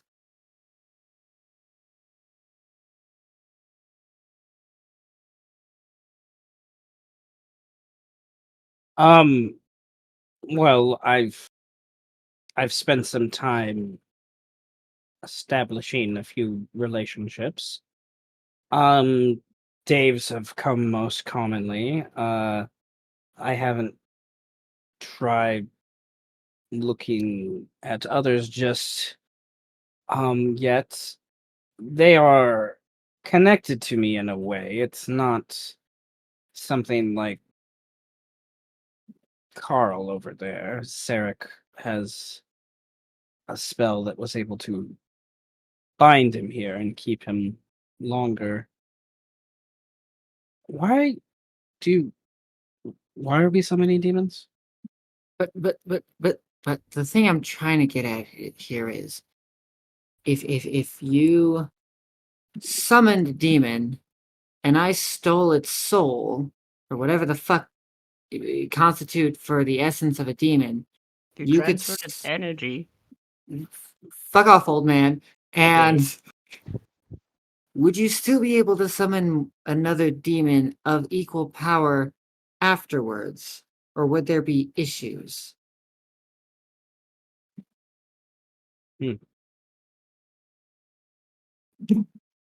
It is more of an enticement, these spells. I think I would be able to summon a different one. Uh, the material component is a vial of someone who's been recently killed. Demons understand that, close connection to what they thirst for, the soul of others. It is questioned whether or not demons have souls, actually. But I'm. What are you going to use a demon for? Easy. I'm thinking that Cash and probably all the other primordials, they need sacrifices of a magical sort. And if the body is dead, it's not as potent. But if the Well, body is alive, it's far more potent. And it has to be something that's permanent, an actual sacrifice. well, these demons are not exactly permanent. I'm enticing them to come from the abyss in order to assist me for a time.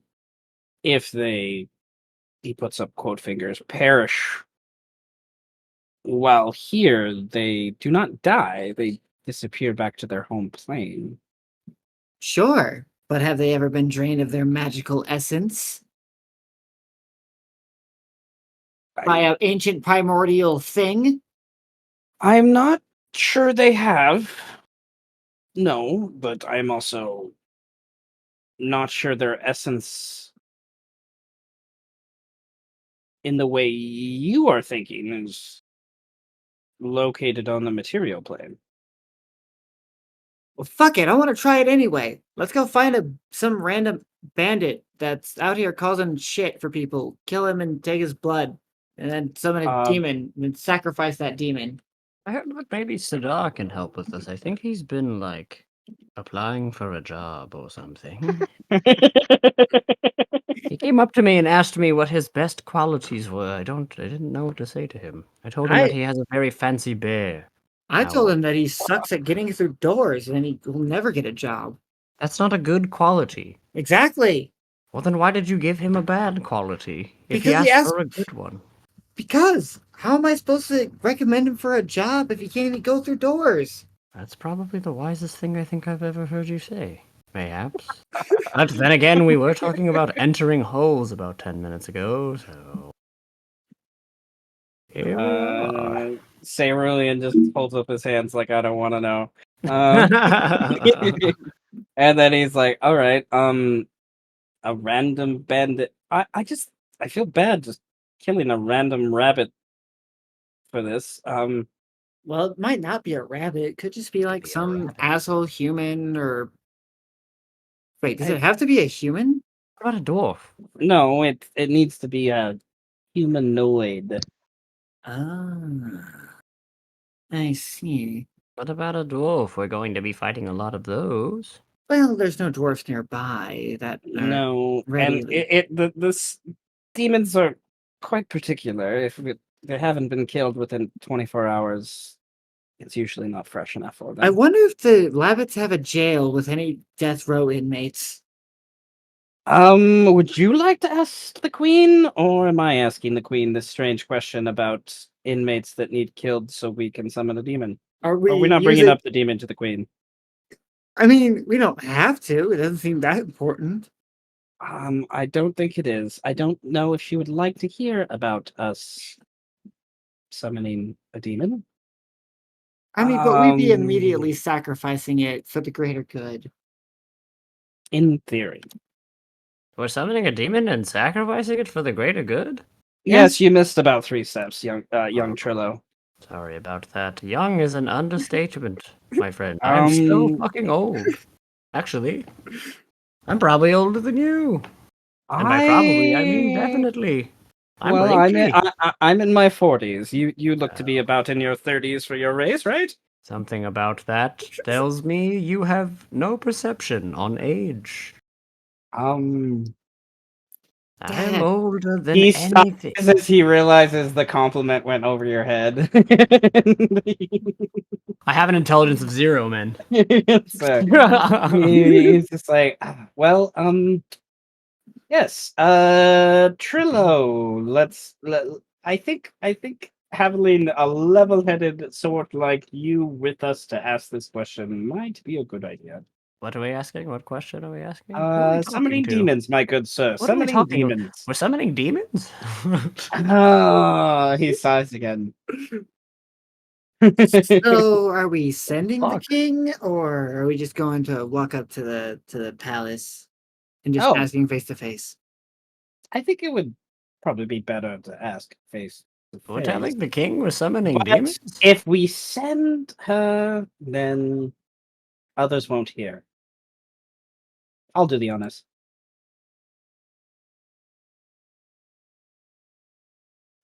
Dear Queen King Thistle, this is Cerulean and his daughter Eros, wondering if we can. I lost track of my numbers. Dear Queen King Count. Thistle.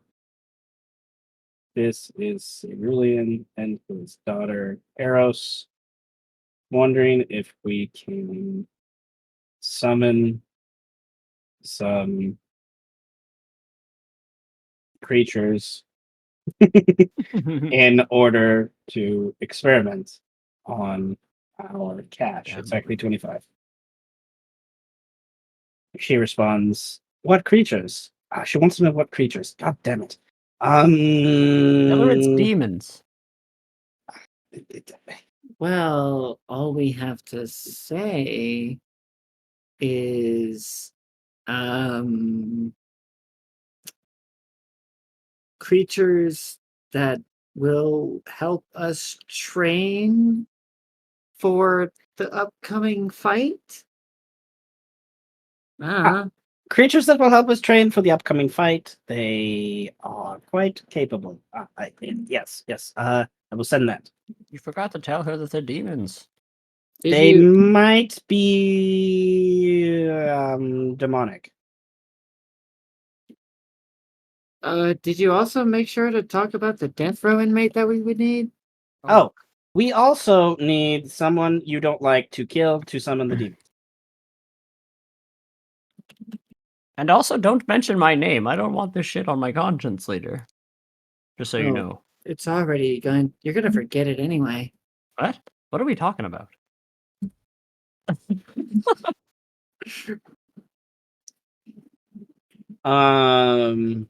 I think Queen Thistle will only respond with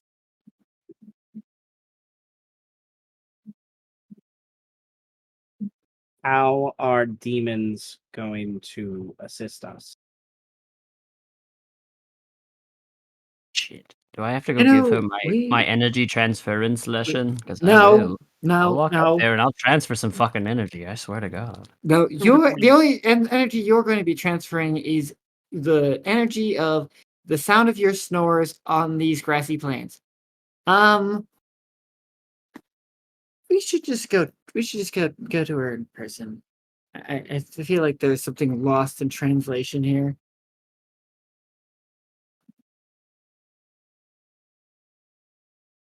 Eros will then hop out of cash and Should I will. come? Should I come? Should I come with you? I have not seen Can you Strike keep? or Can you keep your hands to Calabutter. yourself? I probably. I am very disciplined when I choose to be. Beating children is not the only thing I'm good at, I'll have you know. It is a skill. It is a skill that I have acquired over my many years on this earth or place.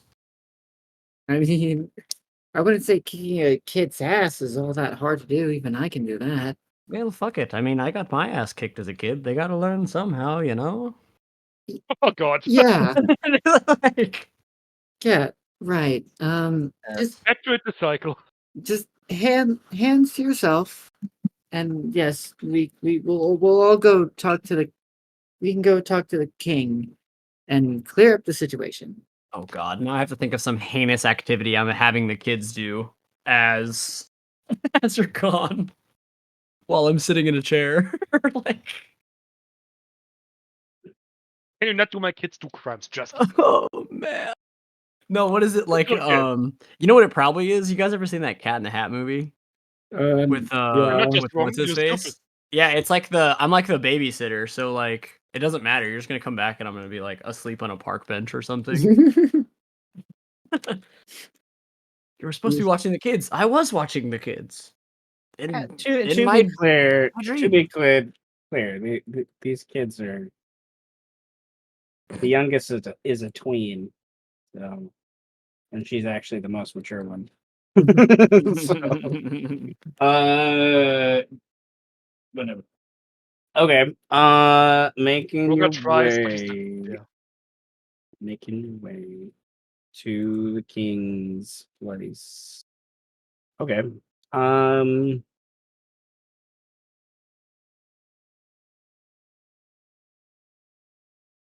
This is sometime during the week.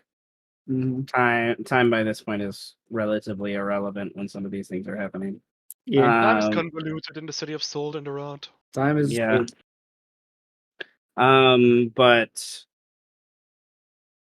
I need to.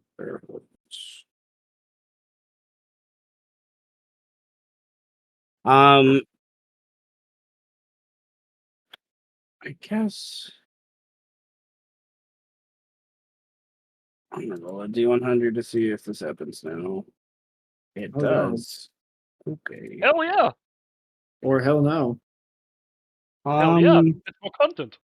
More content. To be sure, I guess. I don't know. I was kind of doing a little bit of a,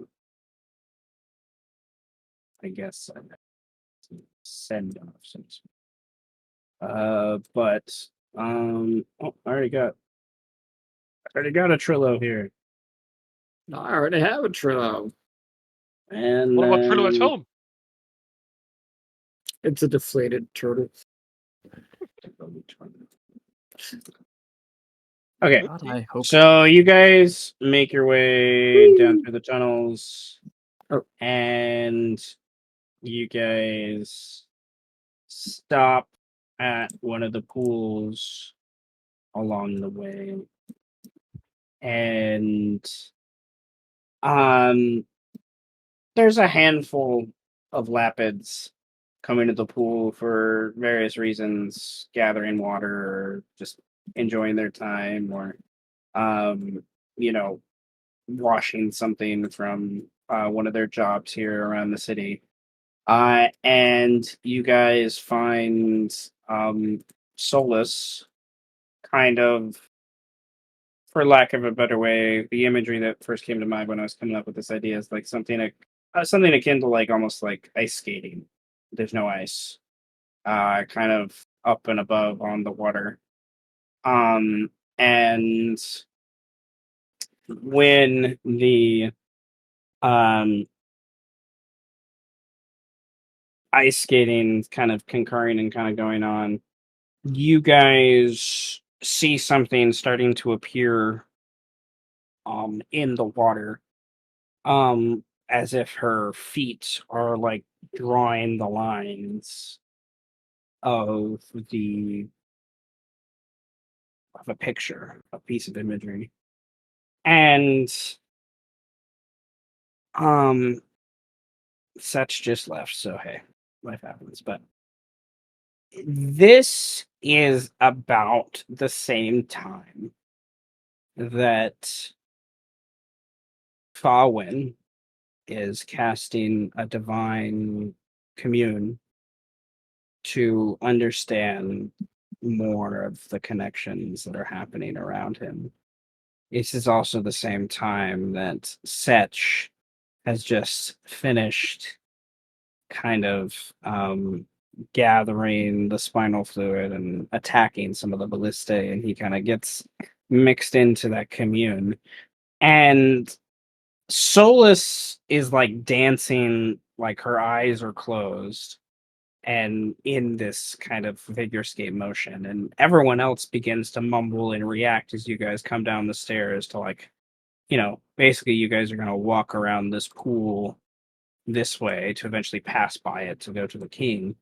And you see imagery of that kind of thing appearing. Like you see a silhouette of some elven figure like hovering off the ground, staring into the face of a beast. You see a dark shadowed figure with like these deep umber blue eyes sitting at a table, sitting back across from you, like beckoning you angrily, right? You see a nothing, not sure what it is, but something that's just murdering a group of people outside this tavern. Just like they just fall dead, being cut, torn in half, Eh, right? You see like the imagery of like this wolf monster carrying like little like demonic children in its pocket, like making plans and things like that. Like there's different layers of something else going on there, and everyone's like not sure what this means or how to react to this kind of thing. And like Solus eventually opens her eyes and it like scares her. Like she stops and like she didn't realize like she was doing anything. She was just kind of enjoying the water. And it kind of shocks her and she mumbles something um and kind of response in this primordial language that she's akin to. And Trillo, Mm. as the monk who can kind of understand everything no matter what, Mhm. says knows her to say something to the effect of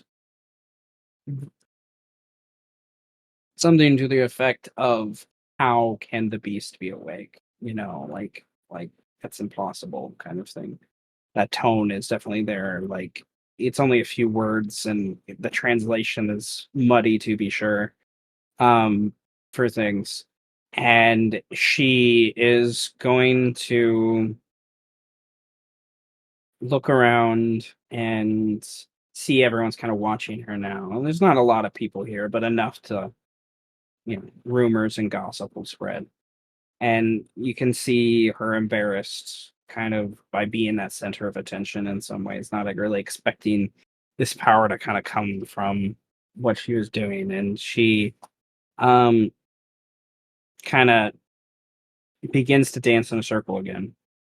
And she gathers the energy underneath her and she looks to I was hoping a different character would be here today, but we're gonna go to Eros. She looks to Eros and she says in common, "I'll be back when I can." And she upcasts teleport at an 8th level, Wait, hold on before you leave. and she's gone before you can finish your sentence. Damn it. Fuck, that was weird. Something is not quite right with the waves. I know. And he puts his hand in the water, like flips it around. Eros like puts her foot on the water and like almost falls in as she tries to put pressure on it. Like, How the fuck was she doing that? Can't step on the water, you'll fall in. Very impressive. Also, yeah, all that weird death shit was strange too. But Is there anybody else like here that's like important? Or I guess like, I mean, if I look up, who do I see? Do I see anybody that's like, yo? You, Like, I might recognize them the, and be like, hey. the only thing that stands out to you, is Mr. Daisy wouldn't be here because the scene's changed. The only thing you see here is across the way. There is a Testadine. That's, you know, I know that man. Isn't he You're- like, he's that Mhm. watcher, right? yeah. Oh shit. He is looking at the pools with an intensity that lets you know that he understands what some of that may mean, or at least like thinks he does. Kind of Hang on, thing. is it And he is going this to. one? It is this one right here. Yeah. We just kind of look at each other like, bro. Like, it's an ancient feeling.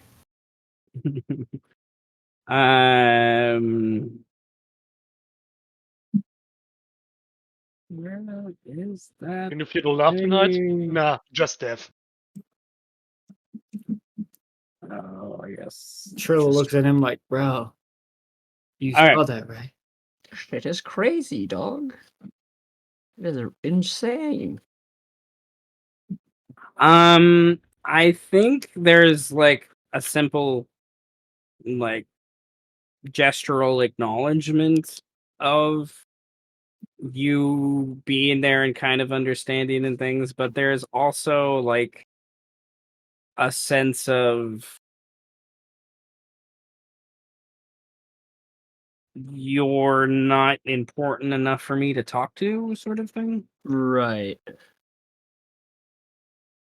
Gotta get scrambled like an egg for you get folded like an omelet.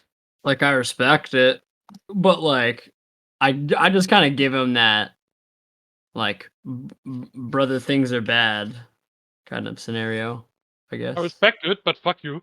Yeah, I respect it, but And I'm gonna look at something.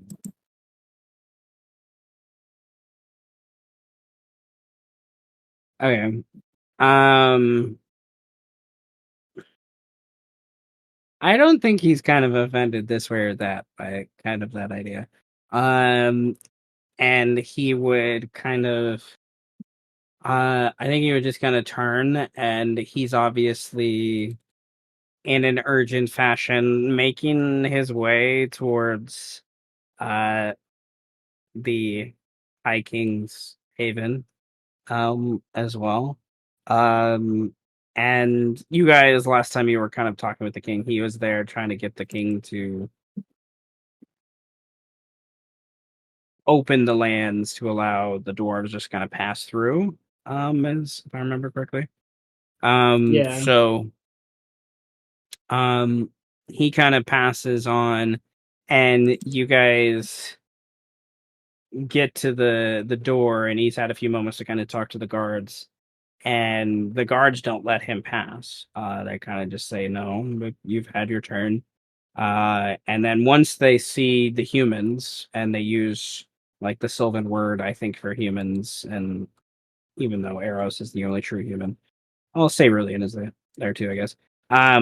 You're kind of invited, like the queen kind of thing is expecting you, sort of thing.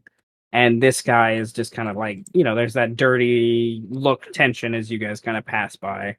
As I Somebody flip pass him him, as I pass him, I give him that brother. Bad things are happening. Nod. I told you, motherfucker. Like I look at him like, shit's crazy, man. But I got you. Testadine to Testadine, turtle power, brother. Arrows would just like definitely noticing the dirty look would just give like a very cutesy wave with a wink. I found a piece of art that I think was modeled somewhat of what I was thinking with the throne of the king. So we're gonna go to that. Kind of idea. Nevertheless, you see a more strong, entourage of Lapids than you normally have the last couple times you've been here. At least so close to her throne. And Liam is kind of sitting, leaning on his knees, like just kind of looking at something in his hand, kind of twiddling with it.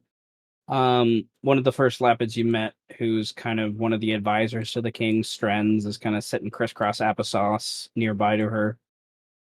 You guys, get checked off by the local guard and like, are you cool kind of thing. They don't really take weapons from you, but like make sure you're not carrying something with aggressive intent kind of thing, I guess is the word. And the other Lapids, as you guys start to climb the mossy kind of steps here, tense up a little bit. There's obviously been some discussion about demons since you guys have come in. What do you want to do? So Eros would open up the conversation with Hi, King. How's your sex life? So please just my dad isn't the best with words. He's getting a little bit on in his years. So we decided to just explain this in person. Please do. Please do. I was curious as how you think a demon ritual would be of assistance when. Okay, so get this. My giant rock turtle friend is ancient from the before times or what the fuck ever. And Oh, in order wait. to She pauses. Are you talking about the tortoise next to you? No, I no, no, am no, no. extremely old though. No. He is of the current times. We're talking about like Oh, before time. you're weird. Long You're before weird. my time. Your weird statue thing. Yes, Yeah. So the golem. That's the word I was looking for. I guess you could call him a golem, but yeah. So I have this idea that I have this feeling, and well, I don't think you could probably communicate with her as well as I can, but I have it on good authority from a goddess that I can sacrifice things to him to make him stronger, including my own life, which that doesn't sound very helpful at all. But I thought, wait, what if my dad can summon demons? So what if I try to take the magical essence out of a demon and put it into my cash? But in order to summon a demon, we need blood from a fresh corpse. And of course, I don't want anyone innocent to die. So if you have any death row inmates, you could provide that. They don't have long to live anyway, and you know they'll be going towards a good cause, defense of the city, in a sense.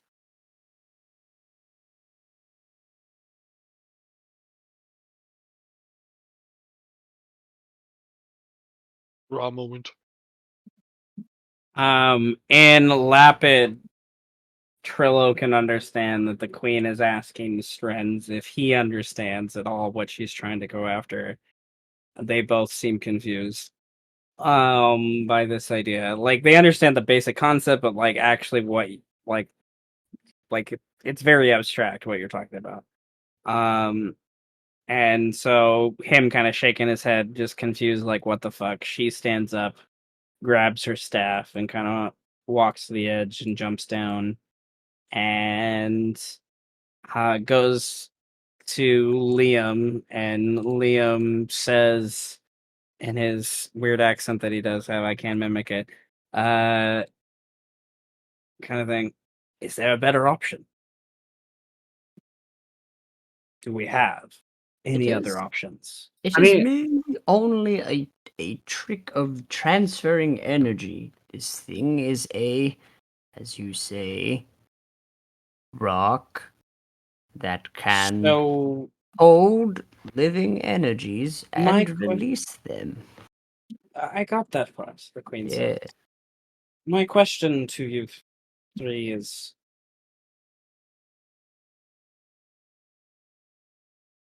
perspective is always important. Mhm. If we're going to sacrifice one of my people, Death row inmates, so they're gonna die anyway. Does not have yes, to be your people. if we're going to sacrifice someone in order to summon a demon, but you say you could sacrifice yourself, why don't we just sacrifice them to Well- directly? Why bring the demon at all? I mean, well, the thing is, I don't expect some weak ass bitch to really power up my badass robot. But a demon, on the other hand, that's like magic energy plus. Okay, which one of you can summon the demon? Say Cerulean kind of raises his hand. You've done this before? Summon a demon? Yes. Fed it to a giant primordial tortoise construct? No. I mean, now that I'm thinking about it, I could suck off the death row inmate. We get his blood after his but would his body be dehydrated afterwards? That's the question I Probably. don't know. Because if his body's dehydrated, then he won't have blood to use, and so we could get the demon.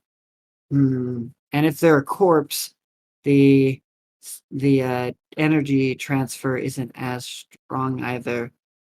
I mean, the only other option is if you have like some super powerful magical artifact that you don't mind us just taking and using instead. Like, for what purpose? To sap it of all of its magical energies to power movement. Energy transfer.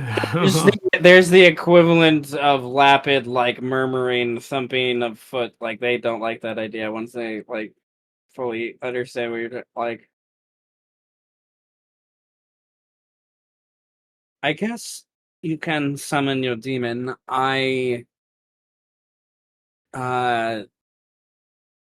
Captain, she goes to the one the lap closest to him. Do we have anyone suitable in the dungeon for such a task? And he looks at her with like a "Are you really doing this?" kind of look, like this is where we're going kind of thing.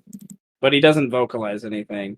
He just kind of shifts his sword on his belt, and he's just like, "I believe there could be one or two. I shall have them brought here straight." He kind of hops like down and over you all, like 40 feet, to the below, and kind of skitters off, to wherever the dungeon is. Uh, and the queen kind of nestles down and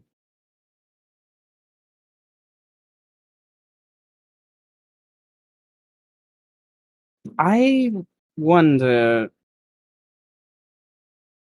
of consequences. I have not dealt much with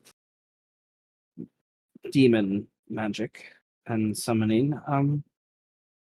What would be the consequence of leading I mean, well, Do demons? We have dealt very little with the fiendish. We are giving blood of our own. I worry the scent will entice more. Is that even how this works? And Cerulean kind of shrugs is his answer. Like, he doesn't really say much other than that. I mean, really, if somehow, some way, more got enticed to come along from everything that I normally see, especially with the 4 Daves. The 4 Daves are really cool. You should meet them someday. But it's pretty much only just what Dad wants to summon.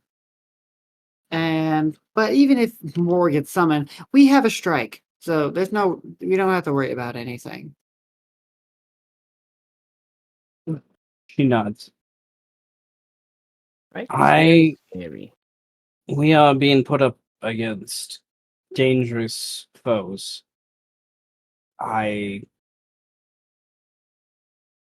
If we had more of the walkers with Nanui, I would be more inclined to hear other options, but I have seen what your hash can do.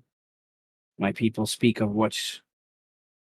begin to speak the stories of what you've done to the south, and now you were able to capture another.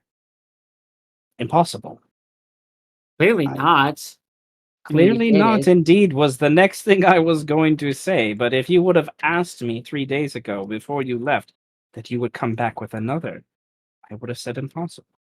I mean, if you And now ask you're me, saying that the impossible needs another impossible act of demons to fuel it, where we could use something evil to make a good act? yeah, sounds good enough to me. Let's hope so. I mean, I'm kind of hoping those dragons do come by now so I can like snap their necks and then like take their life essence too. I mean, unless we could somehow restrain one of the dragons. What if we could restrain one of the dragons and I could get a live sacrifice out of them? Ooh. Ah, I hope one of those dragons survive and like tries to come back for revenge. Ah, if only I had more magic right now. Well, she blinks a few times. A few more minutes go by, and eventually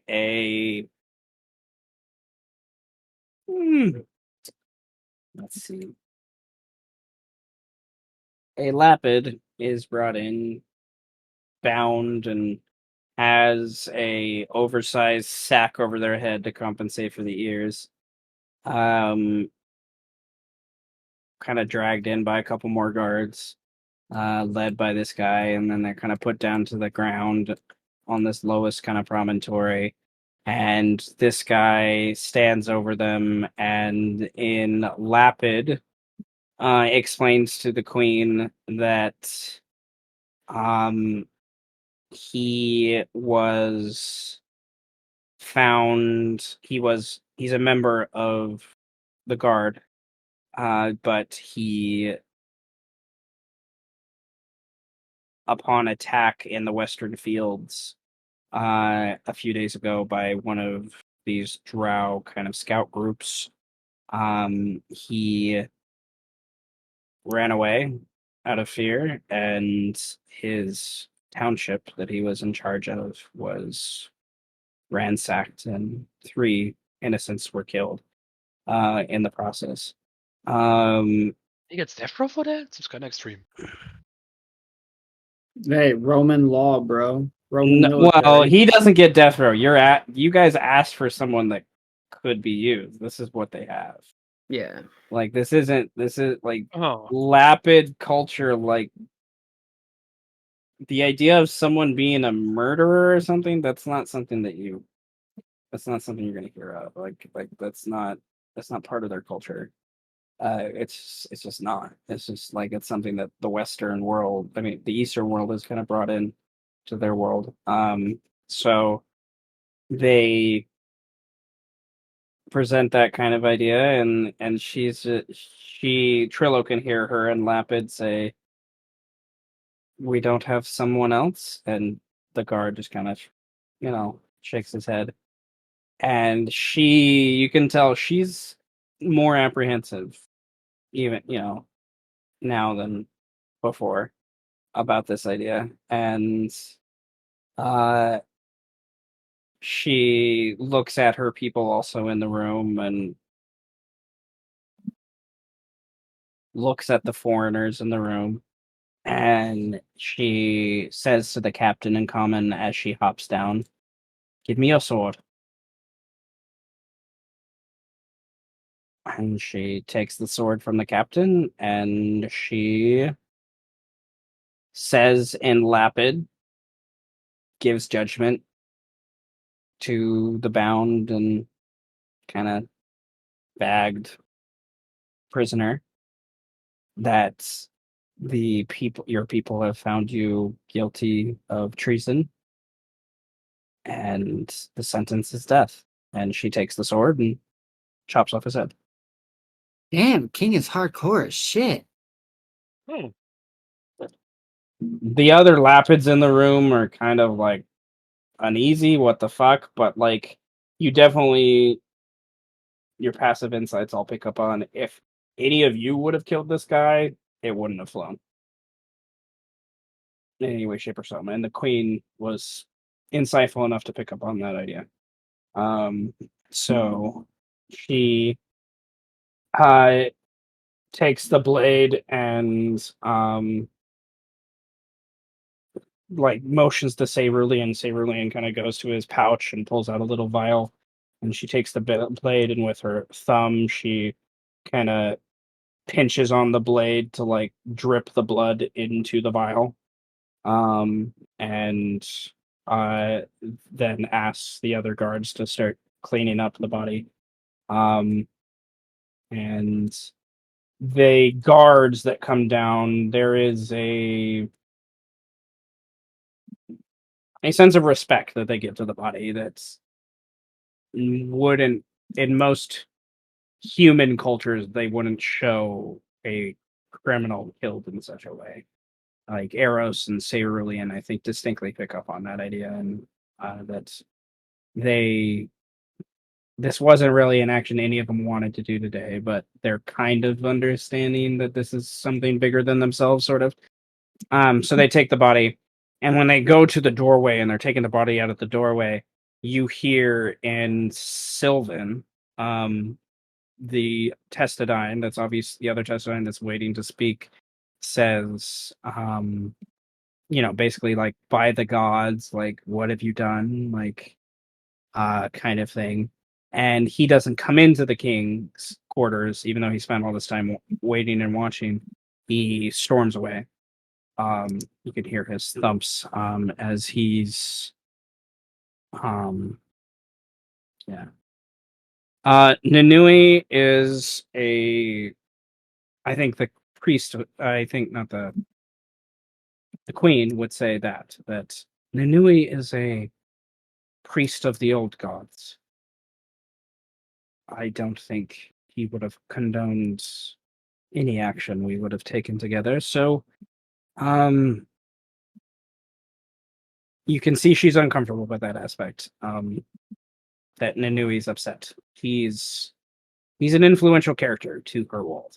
Like he's the walker for this part of the world. Like he technically could throw her out of her seat if he found reason to. So there's that tension that's definitely there. I think I think after that. Trillo, though, as a Testadine, like with this shelled word, he would like look at her and kind of, I don't know, like walk up and put a hand on her shoulder if that's allowed, like, or what, or like something deferential, like to be like, sometimes in Testadine culture, it is customary to forget. And by sometimes, I mean all the time. Things pass, and things go, as they continue to come. You have made a good thing here today. Whether it is good in the long run, you will never know. It may be past your time. But for now, worrying about the worries of other people, concerned for yours, I think you know where I'm going with this. Yeah, I Or- agree with Trillo. That or guy was a maybe you- dick. Or maybe you don't. He may have been upsetting, but his voice carries weight from here to the mountains of the west. Ah, fuck the old Some- ways, though. Shit gets Sometimes. boring. She smiles at that, and in Sylvan says, "Oh, humans." Yeah, Joe, look at that. Jeez, I know, right? The fuck? That's crazy. kind of thing. I've been on Well, this earth a long us time. fucking. Cerulean thanks her, nonetheless. I forget what languages he speaks, so I'm gonna post it. Oh, only those three. Okay. But he thanks her nonetheless and says, I will ensure that these demons do not cause any havoc for you or your lands. And you know what? We humans know how to fucking party. So, I will agree with that. I will agree with that. So I think that involves a good idea here. My people need to understand that what you're doing is good. And I hear, Eros, or I have heard, you throw one hell of a party, and now your father is here. Two of the best known bards in all of the lands of the Animaesus. When do we get your performance? She asked. obviously, when I'm, you know, uh, dancing over the corpses of my enemies in the form of either dragons or dwarves, whichever one comes up to get these hands. Well, not these hands. My hands are rather small and not exactly suited for fighting. But these hands, as she grabs Trillo's hands and puts them up. You know, I could change that for you if that's an issue. I'd rather you not. I will smack the shit out of you. I will harden your body. I will send you into a state of complete and utter pain. I'm sorry, do you think I got these delicate curves because I let people hit me? Yes. No, sweetie, I don't. Well, I could show you pain that you could never have experienced before in your life. But the And euphoria would be crazy. and I can find the deepest, darkest memories that you have that will make you shit yourself again. Joke's on you. I'll do that without that. I don't need you to dig up my memories for that. That happens every night at 2 a.m. Yeah. Oh, God. There is no trauma Crazy. in this head. I bet There's there's trauma something on in. the head. Oh, I bet there's something in there that'll make you piss yourself to death. God, I can only wish. No, he looks up at he looks up at this guy like, gods, I can only wish. uh, The weapons are like, what the hell? Yeah. Uh, anyway, King, I swear, even if this doesn't work out, I'm sure no one has to worry about any demons cutting little children in half. No one has to worry about that. But if it doesn't work out in the whole sacrifice part, I'll do something possibly to make up for it. I hope something comes of this. Um, Nevertheless, a message needed to be sent, and this gave opportunity. And you guys both know with your insights, wisdom, she's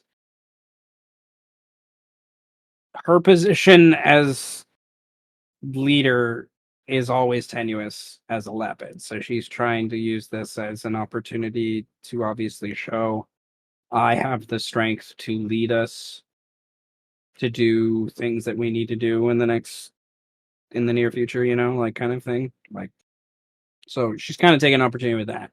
As she hands the sword back to the captain, they finish loosely cleaning up the body, and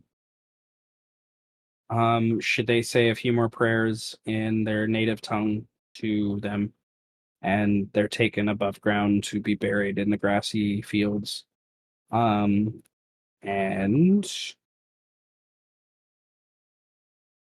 I think that might be a good place to stop for now. Yeah.